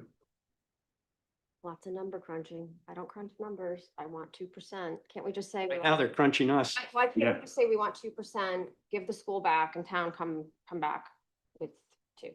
Because you need to tell me where it's coming from. School, you have bottom line authority, but mine is line item I specific. guess, and I was hoping for more direction with that line item to get us to 2 today. And it sounds like we just can't beyond. I guess this is it. I have delivered what was asked of me. Yeah. If you choose not to go there, that's certainly your choice, but I've given you a path forward. Just in terms of order of magnitude, I believe we were, I think 830,000 away from 2%. If you accepted all the changes prior to it, you add another 500,000 on top of that. You're looking for that to come from the municipal side. You're talking about a further 1.3 million Mhm. on top of the 1.1 million that's already been reduced. That would be significantly impactful to the municipal budget, services and staffing. Mhm. There's just no way around that. These choices, I mean, even looking at level 4, they're not good decisions. They're gonna have impacts. They're gonna have impacts on morale, they're gonna have impacts on services. And that 990,000, we'd be looking for, another 400,000 on top of that. So with respect, there's no fluff here. There's no magic. We don't have any magic dust. These are all decisions, and you 3 step there having to make some really difficult decisions, but I don't think it's a lack of participation or willingness on our part to come forward and offer bad options. For John and Karen who've been through this before, you probably recall that this is not a uncommon exercise. Very often we have a revenue component that is helpful. I would note that nearly all of the adjustments we advanced are on the expense side. There really is not any opportunity. And I don't think it makes sense for us to be overly optimistic in revenues and have us not meet those goals. So it's really driven by the expense side of the budget. Mhm.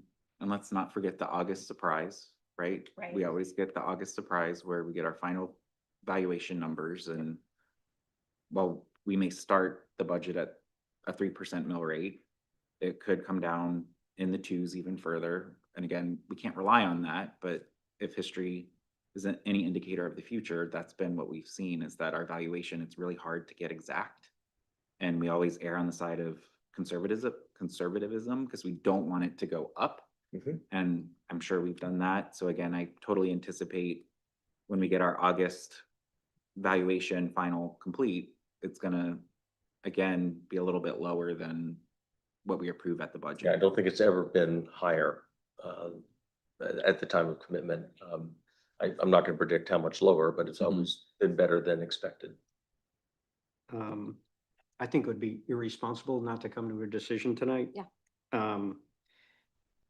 So, John, I think, Karen, I don't think there's a path to what you're looking for, that doesn't kind of devastate the town side. I have a hard time eliminating the police hires, those are all things that, have a benefit to the whole community, and I understand, I'm right with you on that we were making the 0%, then 2% goals around restraint and relief for all taxpayers. And so I think though that the cuts that would take would be detrimental to all taxpayers. So I think I want to try to get there, John. I'd like to get to a number. I think if we land at a 3% mill rate, that's kind of a typical year. And we said this wasn't going to be a typical year. We were trying to show restraint and get to a place that for this particular year with what was coming and the just general inflationary factors in the country that showed some relief. To use the theory that you have about shooting at the mill rate rather, and then kind of backing into it. If can we get to 2.8, 2.6, that would, and I think in asking that, I would ask you to rather than just, picking a number to add back to the schools. I mean, I'm going to pick a number too, but we do it with some balance between the hits to the municipal side and the hits to the school side.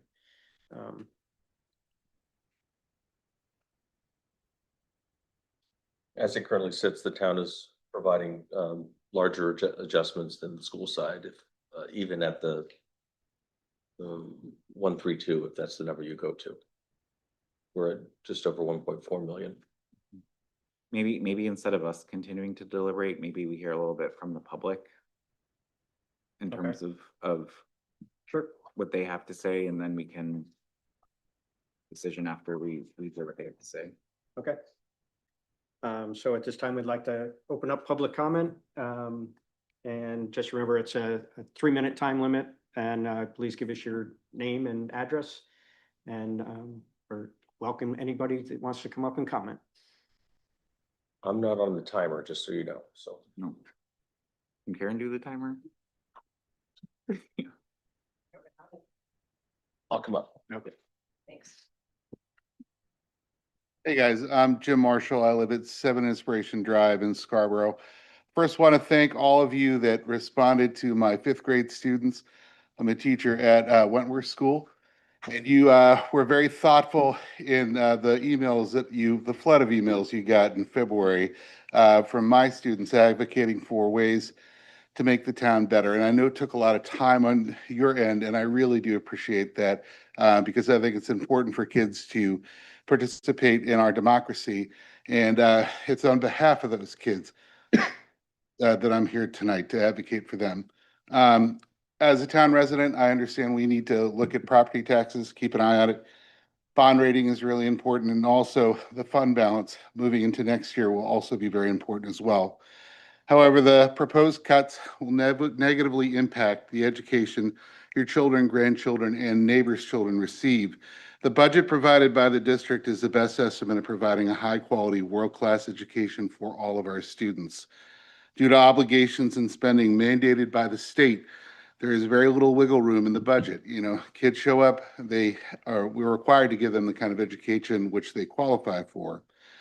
Cuts will have a detrimental impact, and negative impacts like these tend to compound over time. Speaking specifically about the ed techs, their positions are incredibly important. When if we eliminate the 18 positions which are now being filled by emeritus people, and the work is left to the ed techs that are remain, they're going to be spread very thin. And also, it's sort of like Jenga. When we start pulling blocks out, I'm very, very worried about the entire thing being a disaster next year if we don't preserve those ed tech positions. Also, with the four teachers at Wentworth, the problem I have with that is that you're going to be having people change jobs from positions they are very effective at. I know that the partner teacher I teach with, we share kids. Our test scores this year, if you use that as a measure, it's quantifiable, are fantastic this year. And a lot of that has to do with the collaboration I've had with this teacher. I teach double reading, double writing. She teaches double math. We collaborate a lot. We work with our coaches and our administrators, and we've had a really positive impact on student achievement this year. And you move that teacher, you're moving somebody from a job that they're really, really good at. And not that they won't have a job, but again, why change what's working? I know that 2% is a goal, but 6% is a little bit high, but I feel like if we cut to 2, we are going to be harming the educational programming we provide to our students in a way which is just going to cause a lot of harm to our students and their education and the programs we provide for them. So I just, and I do appreciate the conversation we've had tonight, and I really do appreciate your efforts that you put forward tonight. I know it's not an easy job. I would just advocate cutting from as far away from the classroom as you can. Thank you very much. Thank you. It's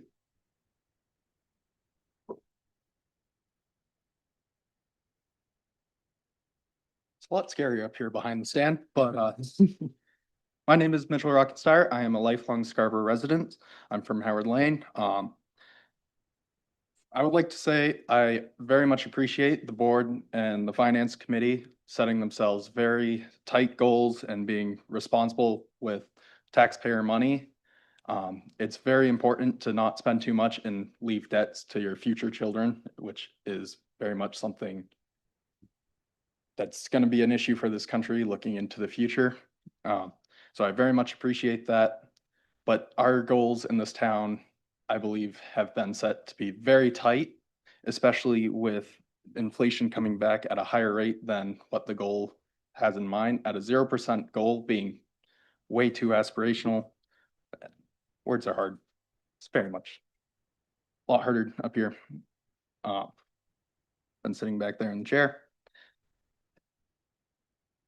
Anyways, I think the goals set in mind are a bit aspirational. With inflation at 3.5%, I think you're definitely getting a lot more than what you're bargaining for by trying to cut way too much out of the bargain or out of your budget. And if you're cutting from students and their futures, you're just going to cut and lose more than you're really bargaining for. Thank you. Thank you.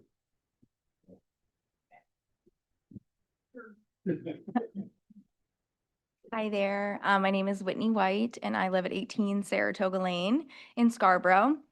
I have a kindergartner at Blue Point. Don't want to get touched up because I just want to say I do appreciate all of the work that everyone has done.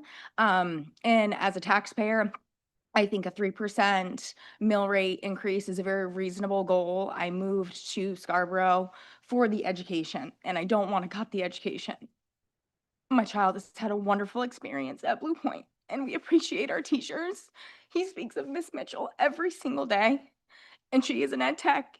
Every single day he talks about Miss Mitchell, and I could not bear knowing that we cut her position. So I do think, as a taxpayer, a 3% goal is very, very reasonable, and I would be happy and elated to pay for that as long as we fund our schools. Thank you. Hi, my name's Lindsay Allen. I live at 3 Sterlingwood Drive. I would echo what Whitney said. I have 2 boys. One is a first grader and won't be a kindergartner next year, and a daughter who's only 1, so she won't be in the system for a little bit. Both my boys have IEPs. They, the first grader has benefited from ed techs as well as several other services. My incoming kindergartner will also need those. I can't speak to how valuable that service is for the entire classroom, like not just my son, but it helps the teachers be able to focus on all the other kids the way they deserve to have that focus. I am a guardian ad litem, and so children's best interest is always at the forefront of everything I do. And I like Whitney, would be perfectly happy to pay a higher tax rate if our schools are funded. I know you heard Councilwoman Shute from people that wanted to lower one. I would have told you I'm fine. Whatever you need to support our community, I'm fine paying. So thank you. Thank you. Hi, my name's Alexis. I'm on Gunstock Road. I've been a resident for 9 years, and I just want to emphasize what others have said tonight. Please, please do not cut from our schools. We are here because we love the public schools. We want to support the public schools. I am the daughter of a public school teacher. She taught for 30 years, and I saw what happens in her classroom and to her students when unfair cuts happen. I would never, ever hold you to a 0% tax rate. Never. I am happy to pay more in taxes if that means that the town benefits and that the people of this town benefit. Just want to emphasize, please don't take it from the schools, whatever you do. Thank you for your hard work. I appreciate it. Thank you. My name is Mariah Perrick. I live on Riverwoods Drive. I'm the mother of 2 children, a 4th grader named Logan and a first grader named Isla. I'm a pediatric nurse and work as a substitute nurse within the Scarborough School District. I was raised in this town and graduated with the class of 2003 and decided to move back here with my husband to raise our children. My number one reason, apart from proximity to family, was the school system. The Scarborough school system is, in my opinion, the greatest asset this town has to offer. It is staffed with exceptional individuals, and I don't just mean the teachers. I mean every staff member, the ed techs, the administrative assistants, the custodians, the nurses, the social workers, the resource officers, you name it. They are the best of the best, and because of that, they deserve to work with the funding and resources they need to succeed. We're living in a time of inflation and rising costs, no doubt. Millennial parents understand this, trust me. We have been slammed with student loans, rising housing costs, recessions, a lack of childcare, and a pandemic. But we care deeply about our children, and we have been taught to value education. Lining your pockets now may feel good, but investing in the future is almost always a better choice. This school system needs the initial budget proposed just to operate at its current baseline, not to improve or get more, but to maintain. A $2.1 million cut is detrimental in so many ways. Children will lose support services, class sizes will increase. There will be a greater disparity in access to education. Staff will burn out, and you will struggle with retention.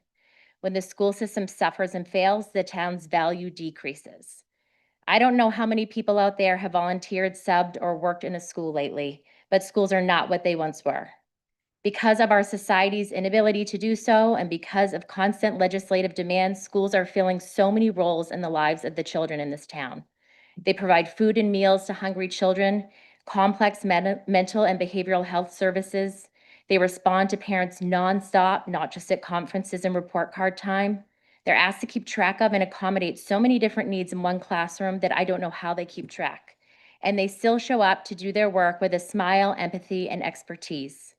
Honestly, how dare we as a town say that the staff in our schools aren't worth every penny, that they truly don't need what has been requested? How can we do anything that value the children we are raising, which is the ultimate legacy a town will leave?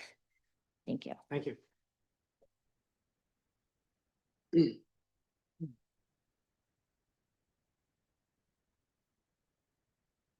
Thank you, everyone. I appreciate hearing the voices of those that are concerned about our funding for education tonight. My name is Todd Walters. I live at 8 Partridge Lane, and I also want to lend my voice to that group of people that want to support our schools.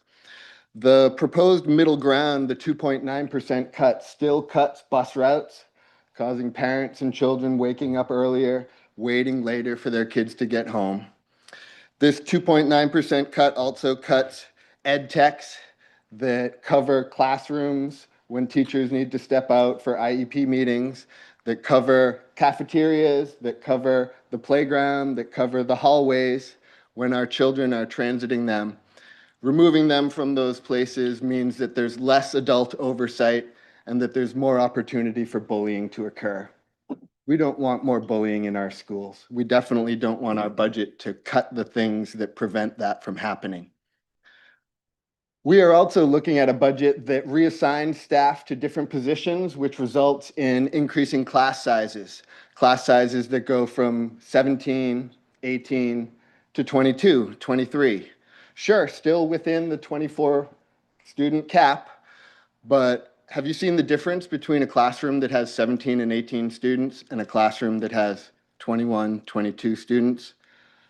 A classroom that also doesn't have the additional support of the ed techs that will be cut. The ed techs not only provide that supervision, but they also provide motor breaks. One of the things that we talk about is the increasing number of students coming into school with IEPs now, with diagnoses of autism and ADHD. Those children have tremendous energy. My son is one of them.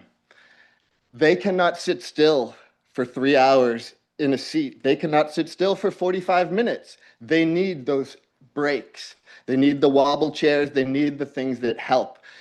What the ed techs also provide are motor breaks. Quick 10-minute moments to get those children that have intense energy out of the classroom, to run, to move, to catch, to jump, to crawl, to get rid of the excess energy so that they can come back into the classroom ready to learn, ready to be prepared.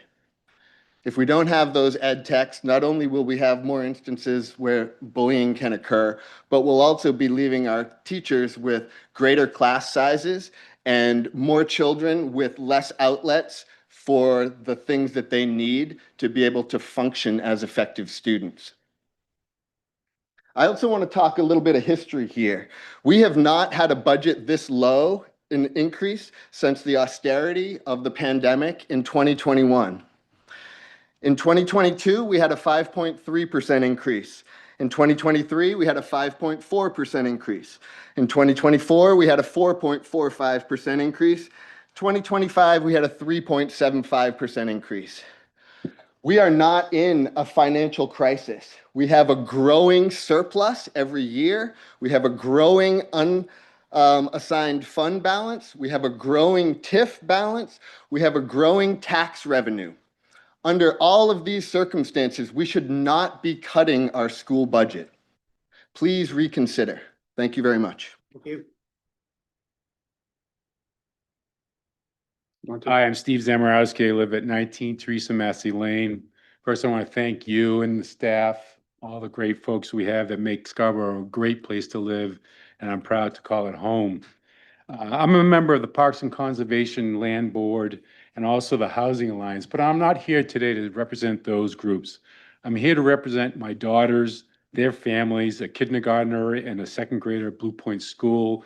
And I'm also trying to attempt to represent the young parents, the young families. We've heard from some of them today. I'm trying to represent the two moms that went to the conservation with the counselors on Monday at Blue Point School and were almost in tears because of the cuts that were being proposed.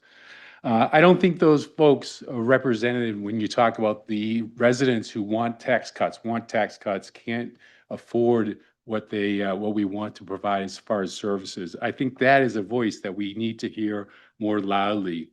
60% of our residents voted for the school project. That tells me they're willing to invest in schools. Okay. Nowhere in that referendum did it say we're going to cut programs and staff positions in order to lessen the cumulative property tax impact of the schools. That was not an agreement. We did not ask for that. According to the Bureau of Labor Statistics, our inflation in the Northeast is actually 4.4%. So we're even if we're increasing our tax rate by 2.9%, I think we're still practicing fiscal restraint, fiscal responsibility. And I think that's where we need to stop the cuts.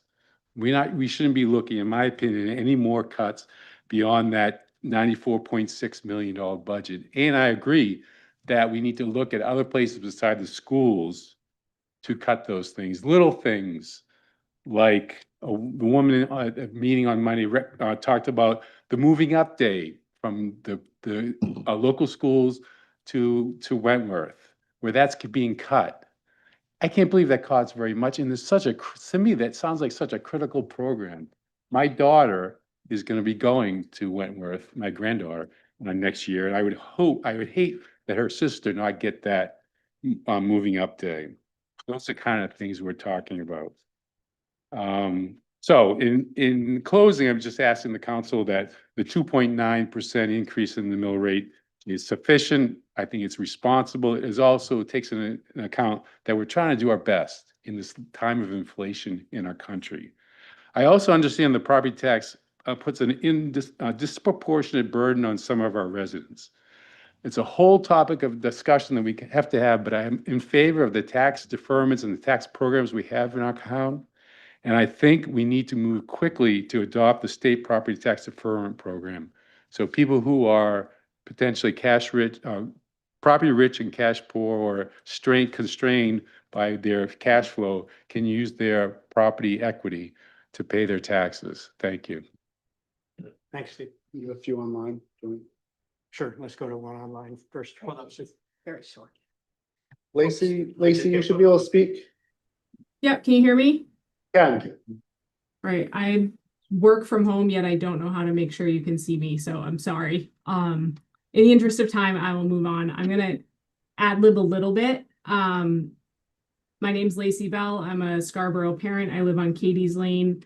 I have a second grader and a kindergartner at Blue Point, and then a soon-to-be kindergartner next year at Blue Point. Both of my sons at Blue Point currently are part of the special ed program. My oldest has autism, ADHD, and anxiety. He has a 504, and my kindergartner has severe ADHD, and he has an IEP. He relies on ed techs every single day, not just for him, but also to keep other kids safe. I think one of the speakers spoke about how the ed techs are there for everyone. Like, everyone is at a disadvantage when every student isn't prepared to learn. My oldest one was a little bit more calm, but he also has significant anxiety. And when he was a kindergartner, an ed tech met him every single day when he got off the bus when he was first starting at school. He had actually been dismissed from 3 separate preschools, so he wasn't even in a school program prior to starting kindergarten. And that ed tech like saved the whole transition for him. He loved her, and it made all the difference in the world. I'll move on to my prepared comments. I just wanted to start by saying that parents are paying attention. A Facebook group supporting our schools was started on Tuesday morning and already has more than 200 members.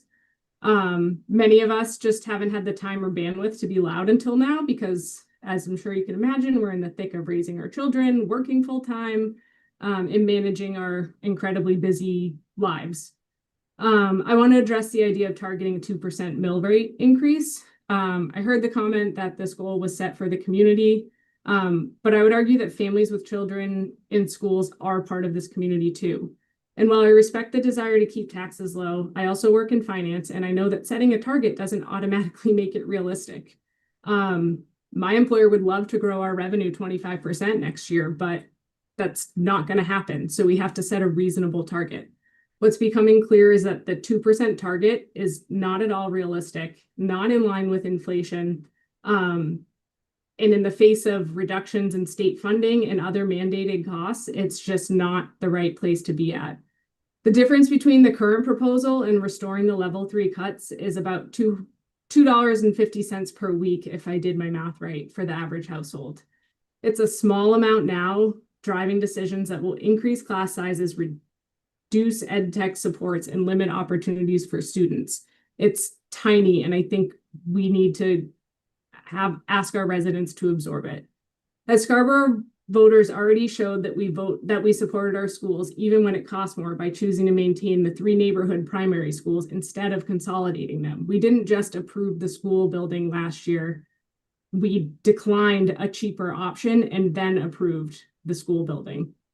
We have put our votes where our hearts are, and that is with our children. And I would really urge you to restore the level 3 cuts and support a budget increase that at a minimum reflects inflation and the priorities that the community has already made clear.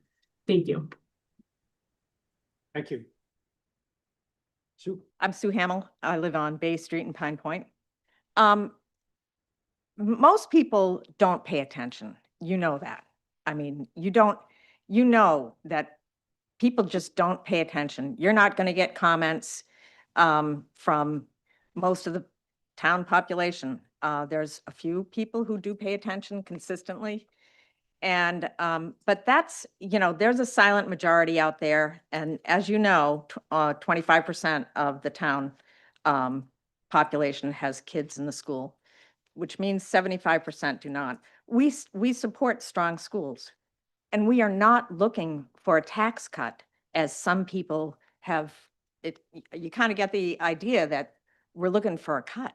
We're not looking for a cut. We know the budget's going up. We expect it will go up. I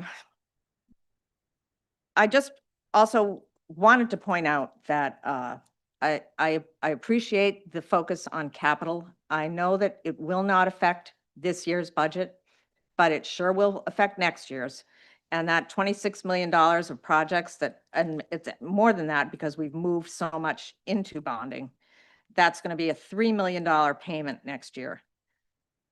That will affect the tax increase, the mill rate increase. And so we really need to start like a close review of that. You know, vehicle replacements, vehicles last longer now than they used to. You know, the average is 13 years, not 11, which was the average a decade ago. Finally, we show that we're going to be bonding $500 million or $500,000 for the Eastern Trail in this year's budget. We don't own the Eastern Trail, so we can't bond that. So I think that needs to be looked at. I know that I've heard from every, you know, at every town council meeting, the town manager talk about, we're looking to try to solve that. But we can't solve it by bonding. Thanks. Thank you. Wanna go online? Or 1 second down, we got another one online, quick. Duncan, you should be able to speak. Hello, sir. Thank you to the council members, town manager Hall, and those two gentlemen presenting tonight. Thank you for all your time and attention to this. I add my voice to the chorus, asking to defend our schools against these cuts. The ed techs here provide an invaluable service. They daily comfort, guide, you know, and help those who need it most. I will always vote to fund the schools, and it is why I moved here, as many others have said. As a child, I had a interesting domestic life, home life, and a school was a refuge. And those people I encountered provide solace and guidance and hope. And I hope that we can reevaluate our priorities here and realize the investment we are making today will pay dividends tomorrow. Thank you. Thank you. Okay, Yes, sir. my turn. Wow, my name is Don Cushing, and I live at 1 River Pines Drive in Scarborough. And I'm here to represent a large segment of our community, the old guys and gals. And I have 2 kids who are doing quite well as a result of the Scarborough schools. Paid taxes all that time, still paying them. And I am proud of the education that these kids got here. That said, about 40% of us are starting in this range. And the bigger problem here is, how do we get to some kind of sustainable balance that's not about this 2% thing, but it's about not having a regressive tax policy? So as you look at this, I've submitted testimony, but 45 to 54, $6,500 tax bill, that's 4.3% of your income. Age 55 to 64, medium income, oh, and by the way, medium income of that group is 150 grand. 55 to 64, median income is 121,917. That tax bill is 5.3%. Age 65, the median income here in Scarborough is very nice, 85,000, but that same tax bill is 7.6% of your income. And over time, what happens is we will find ourselves in a Prop 2.5 situation, where there are people like me who believe in education, like many of you here, who will find that we also believe that we ought to be able to come to a community and live out our days here peacefully and happily and have some reasonable benefit in town services.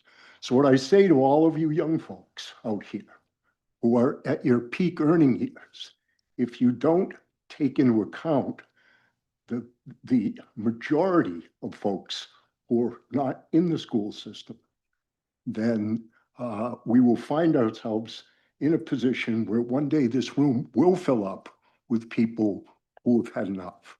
So I leave that as a cautionary tale. I've submitted proposals to the council, which I hope you will evaluate and take serious. And thanks. I don't think I'll be back soon. I do want to make one more point. I could come tonight because the sushi bar was closed. Thank you. Thanks. And one more online, please. Jen, you should be able to speak. Hi, can you hear me? We can. Hi, my name is Jennifer Birch. I live at 9 Fairway Drive. I have 3 kids in the school system. They are 9, 7, and 7. And I just wanted to add my 2 cents that I agree that 2% is too low of a percentage to target in this day and age. Inflation is 3 to 4%, maybe more these days, and trying to get to an arbitrary number that doesn't even fall in line with how much things cost these days is detrimental to our schools and our children. So I'm here driving my daughter back from cheer. It's very difficult for working parents to get to these meetings and make ourselves heard. And I just wanted to add my 2 cents to what everybody else said, that these cuts for the ed techs and shuffling staffing positions. My son was the benefit of a new position at Pleasant Hill last year. What was she called? Early interventionist. He loved her. She was fantastic. She got switched to another school this year, and he was very disappointed to learn that she was no longer at his school. So these shuffling around of positions, it affects the kids in ways that maybe aren't evident on the piece of paper or the chart, but they do notice and recognize that people they connected with in their kindergarten years are then no longer there when they go back for first grade. So my 2 cents, thank you. And I appreciate the discussions that you guys have had today, trying to balance between the municipal budget and the school budget, and trying to make something that works for as many people as possible. Thank you. Thank you. Any other public comment tonight? With that, I'll close public comment. We can come back to our lively discussion. I can say where I would like to go. Okay. Because I'm kind of going back to a different point. You know, again, a compromise, like I personally would fund all of the level 3 in the school budget. It is because of my concern about being fair and thinking about everybody that I would be willing to say $500,000 of level 3 is what we have, so that the net impact goes back to the 1.2 million on the school side. And so that I'm very comfortable with. I feel like I'm confident that that is something that is fair and reasonable, that considers all stakeholders in our town. And I would really like to at least see us bring that for second read. Again, if counselors feel differently, want to make adjustments, they can propose amendments, but I think that is good on the school side. On the town side, I stand with what I think we agreed to. That long range planner, I really want to see that stay in there. I really think that's worth it. It's worth the investment. It's nominal in terms of impact to the tax increase. So I would still advocate that we keep that included. Because I think it's a really good investment, but all the other adjustments we talked about, I would support.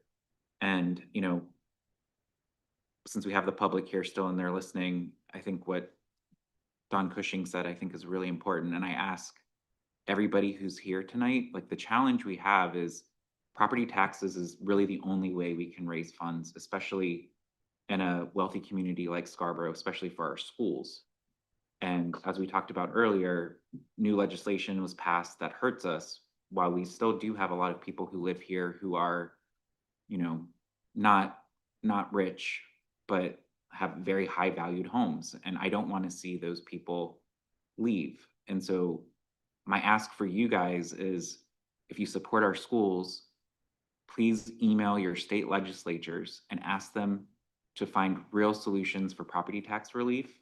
As Don said, like there's structural things that need to change. So email them, ask for a local option sales tax that allows us to collect revenue differently, so that we could hopefully apply it to things like schools, like infrastructure, that would help us keep our tax rate down and not have this contentious fight every year about how do we fund our schools, knowing that unfortunately, the way the system is set up today, this is going to continue based on the valuation of our community. So if you came tonight, or if you're listening, you don't even have to know what a local option sales tax is. Just email your state legislatures and ask for one, because I think that's going to be the thing that we need in our community to solve the problem that we're trying to solve.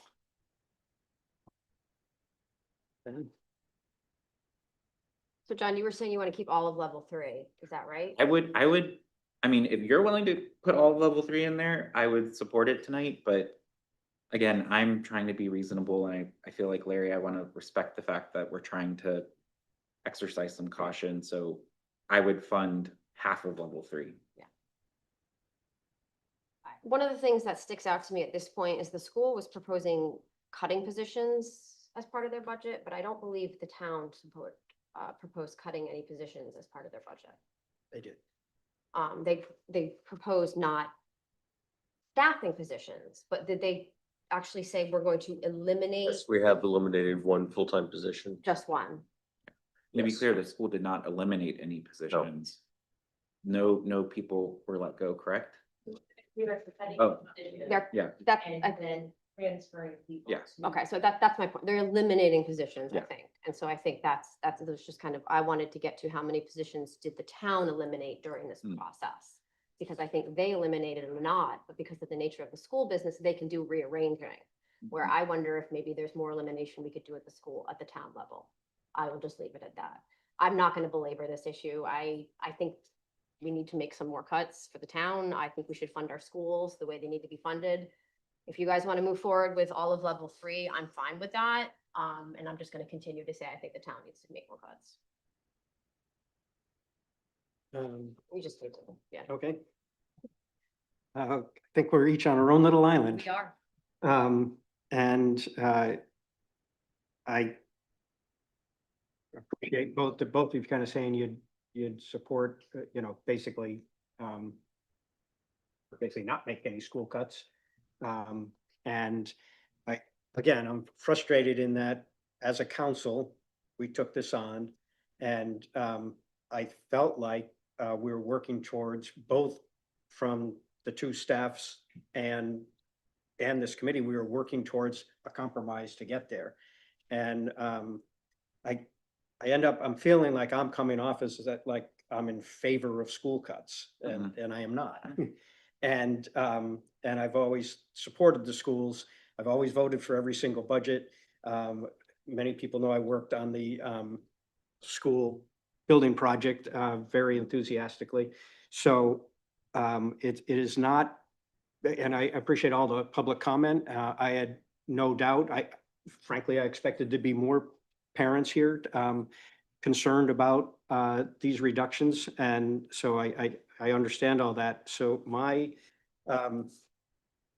challenge is that the goals we set as a council and the commitment we made to the community cannot be fulfilled even in compromise under what we're talking about right now. Again, I'll say, I'm not planning to close this meeting without a decision. And so I don't know where we go. I guess Karen, I don't think we can, make up with cuts in the town, additional cuts in the town enough to make up what is being proposed for, adding back for the schools. So I don't think you and I are gonna align, because I just don't think we can get there mathematically. So if I'm saying I'm trying to be the compromiser and get somewhere, that leaves you and me. And I don't mean that literally, Karen, but the math, I just don't think work. And so I think I'm really imploring that we made these commitments, and granted, it's my first round with the council goals for the year, but I don't think it's going well. And so I guess, John, I just need to see if I can get you to, the problem on your end is that you've got a hard number at 500 or $500 less than 500,000 less than what school leadership has outlined. But you're also not really looking to make any cuts on the town side. And so it's putting us in a tough spot. And I think maybe, Norm, can you reiterate kind of for John's goal to get to a 3.0 mill rate increase? To get to a 3% mill rate increase, combined cuts for town and school would need to total $2,732,000. 672, if you want to get all the way down, but. And that would so go. of the 2.7, we would have 1.2 from, under John's proposal, from schools, right? Correct. And depending what you choose to do with the long-range planning position, we're about 1.41 on the town side without it. Without the position? Right, 1,353 with it. So out of the 2.7, what do we have total? Almost 2.6. I think we identified $120,000 additional to get to that number. If we tried to get, so about 120 to get to 3, a mill rate. 3% mill rate. We need to identify an additional 120 to get to a 3 mill rate. Correct. Just, I don't know if this is a simple, actually, what would we need to get to a 2.8 mill rate? Is there a way to back into that?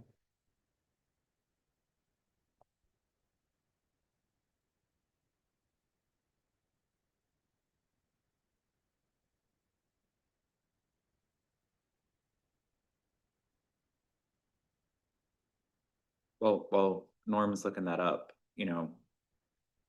again, I just want to reiterate that, we set a goal, and people set goals all the time and they don't always achieve them for reasonable reasons. I have a goal that I want to lose 50 pounds, and I'm eating healthy, I'm exercising, trying to do the right things. Honestly, being on the council is stressful right now, so that's not helping. But, I'm losing a pound a week. And while I initially in my head thought I was going to lose a lot faster, that doesn't mean I'm failing. And it doesn't mean I'm not doing everything I can. It's just harder than I thought. And maybe 50 pounds was too much of a stretch, and 30 pounds is more realistic. And so I hear you very strongly, Larry, about your disappointment, and I'm disappointed that you're disappointed. But I think what's more positive is that we made progress. If we're cutting and adjusting the budget down $2+ million from where we started, that is good.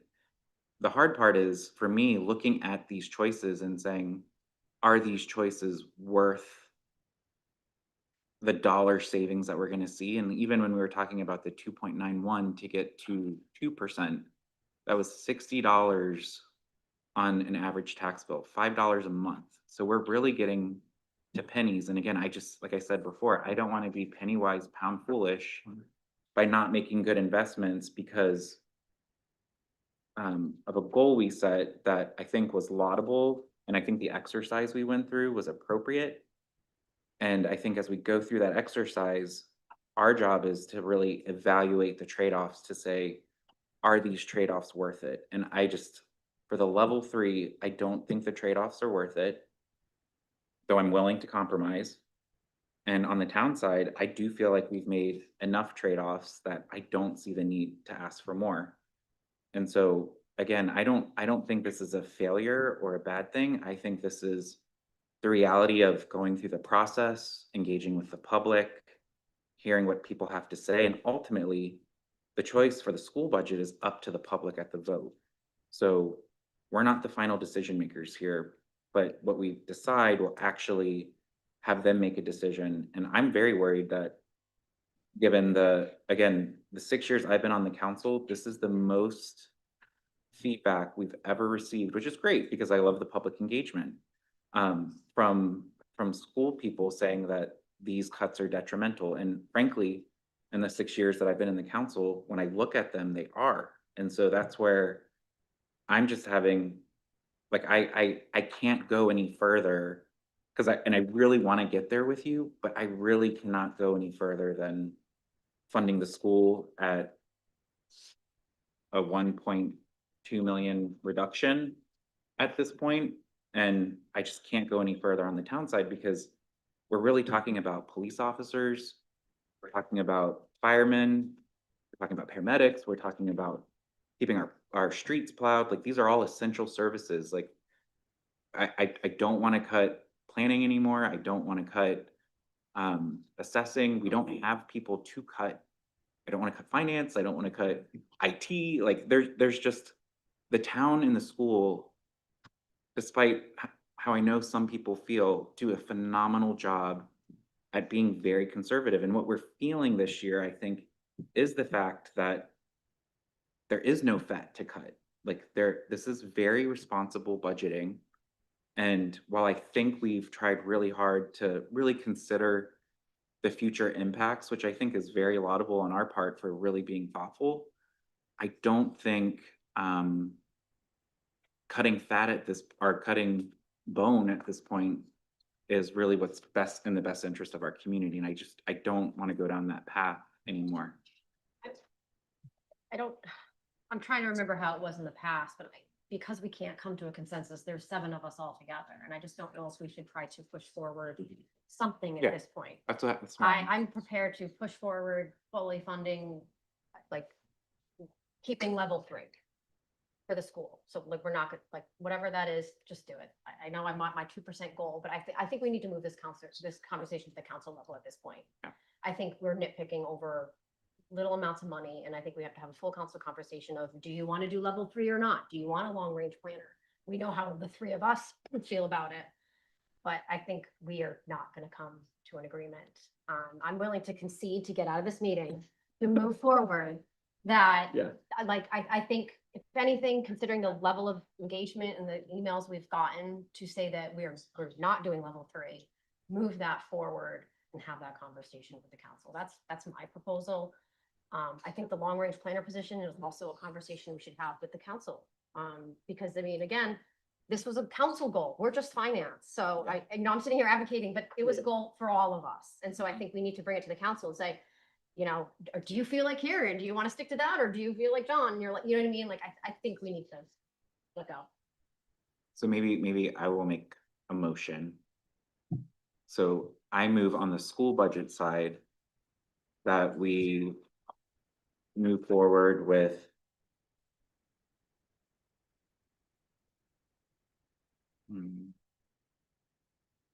sorry, I can't do live math. A $700,000 or a $699,000, 330 reduction in the school budget. Can I get a second? No, second. And so that's the math of just level 1 and 2. Yep. Okay. So for discussion, can we just get the answer to the question? Oh, yeah, if you sorry, have it? sorry. Yeah. I didn't mean to bypass that. Yeah. To get to 2.8% mill rate increase, that would require a total 300,000 additional. So 120 would now go to 300,000 additional that we would need to.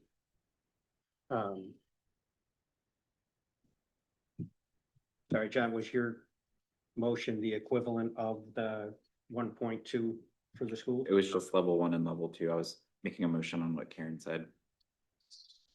So it'd be a $700,000 Yeah. reduction as opposed to 1.2. 99,330. Okay, so we're going backwards from my standpoint. I do, John, I'll comment also on the, You do need a second. Yeah. go ahead, second. We did. And it's pennies now, and it's down to, but that's already because we've gone from 0 to 2 to 2.5 to 2.8. So now we're down to it does seem like pennies, but at the same time, I feel like it's cumulative. So I will actually, well, do you guys have any further discussion, or you feel like you're? I mean, if you're more comfortable going to the 1.2 and moving that forward, it's the same concept, Karen. Like, we can go with the 1.2, and then council can debate whether adding back in the 500,000 is what we want to do to fully fund level 3. So, I mean, I would be fine with either. Like, I'm gonna be honest, I'm fine putting all of level 2 in. I'm fine going down to 1.2 or going up to 1.2. Does that plan work timing wise, if we're gonna take it up at council after next week? I mean, for this, Does the plan work? Yeah, if you identify the amount of the cut, it's gonna come forward as a recommended adjustment. It simply frames the issue for the council to decide. okay, But I think you need to start that conversation somewhere. yeah. I'll support the 1.2. That's So not then the motion I will right now. withdraw my motion. So now I move that we reduce the school budget 1.2 million. I get a second. Second. So explain to me again. So that would be, again, this isn't an exact science because the school ultimately decides what they line item, but level 1 and level 2 plus half of level 3 would be what would be reduced at 1.2 million.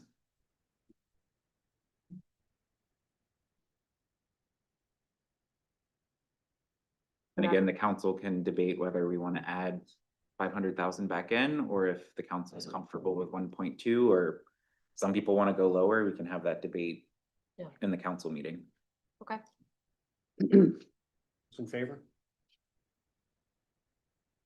All right, so then, John, let me point out a couple of things, really just one of the items that's on the, level 3 of the police decision is, deferring that hiring, till January. There was already, I believe, a deferral to October up further above. That's a $91,000 savings. So not deferring the positions, but just the hiring date. So that's one that we could identify to try to make up some of the difference from the school. I agree with keeping traffic and holiday lighting. I agree with fully deferring the town clerk and finance positions. I think we should keep the planning part-time upgrade because that's a code enforcement role, which, and, but I think we should consider, again, this could work the same way, come back to council, and I agree with you, Karen, about that, you know, that's that having that in front of the council for the planning is okay. And can I get a check-in on where that might leave us? So just my math is, so essentially add 500,000 back in on the school. If, taking with the capital, which we already talked about, reallocating the TIF revenue to debt service, 51 or so by deferring the part-time clerk and finance positions, the 91 for PD. You're about 292,000 of that 500. And that also would include keeping the long-range planner at halfway through the year. That doesn't make any change there. 292. Back of the napkin roughly, yeah. And now I'm gonna agree with that. We're getting down to kind of throwing pennies, but what about the I don't know, the paving budget? That's 150 of a total of 300, I think. 300. So that's a 50% reduction in the paving. If we did that, that's 150 for 442. Boy, it pained me to put that on the list. Okay. I just look at, I personally view the condition of our roads. I can't imagine a better investment than there.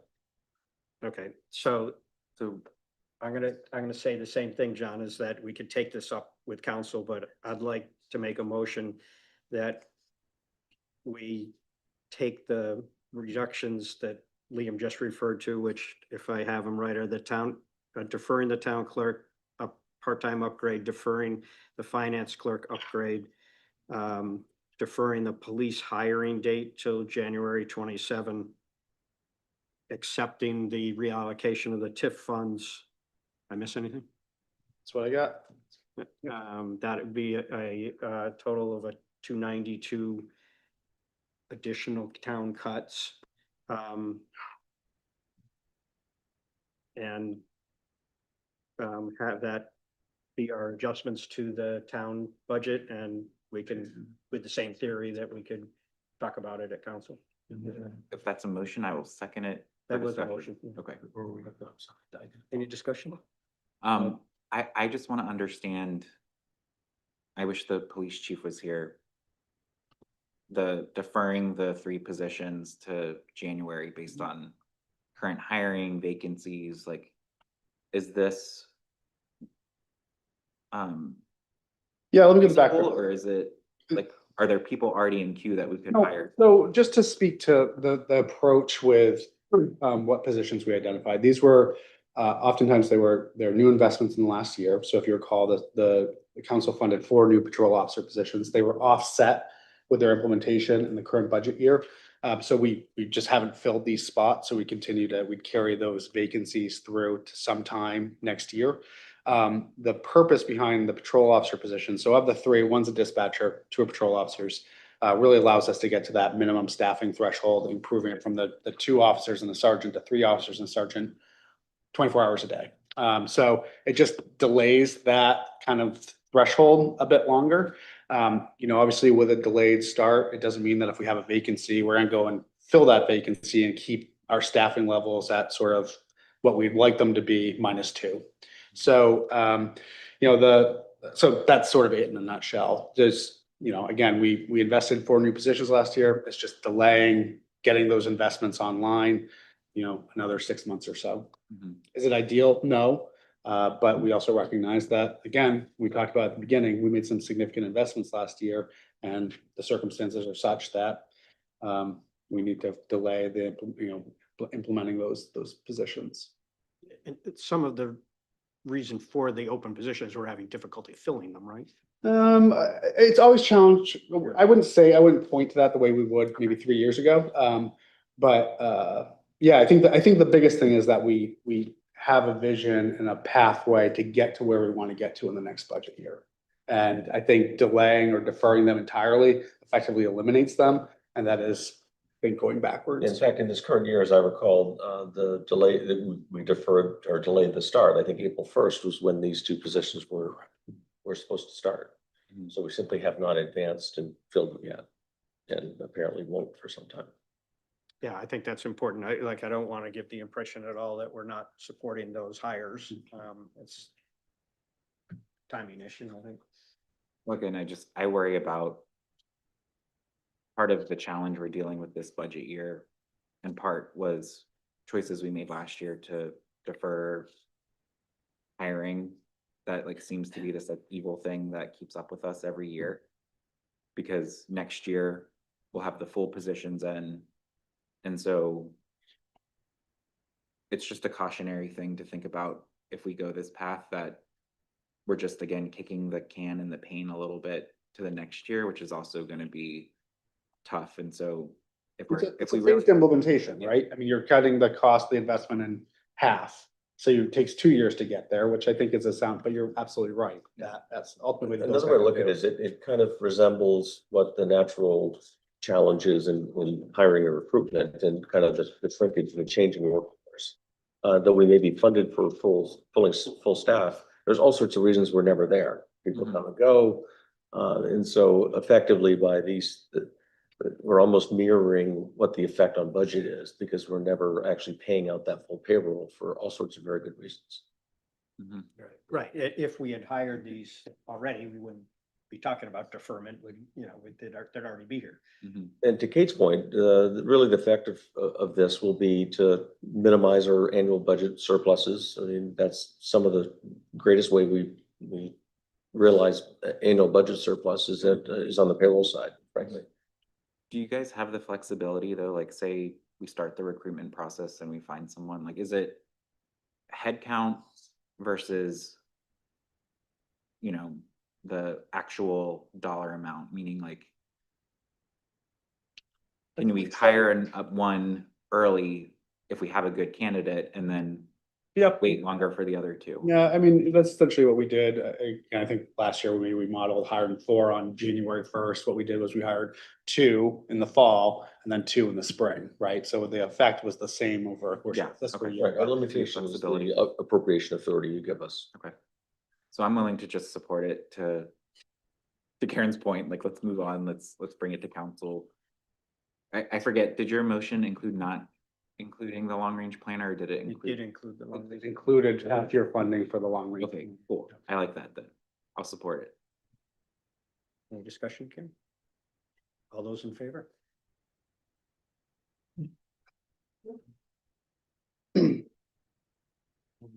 Well, thank you. That was exciting and You did a great I job. really appreciate the conversation, all the input from the public, and it is a tough process, and it's very rewarding that we do it all in public with transparency, and appreciate the work everybody's put in. So thank you very much, and I'd look for a motion to adjourn. So moved. Second. All those in favor? Thanks very much. Right.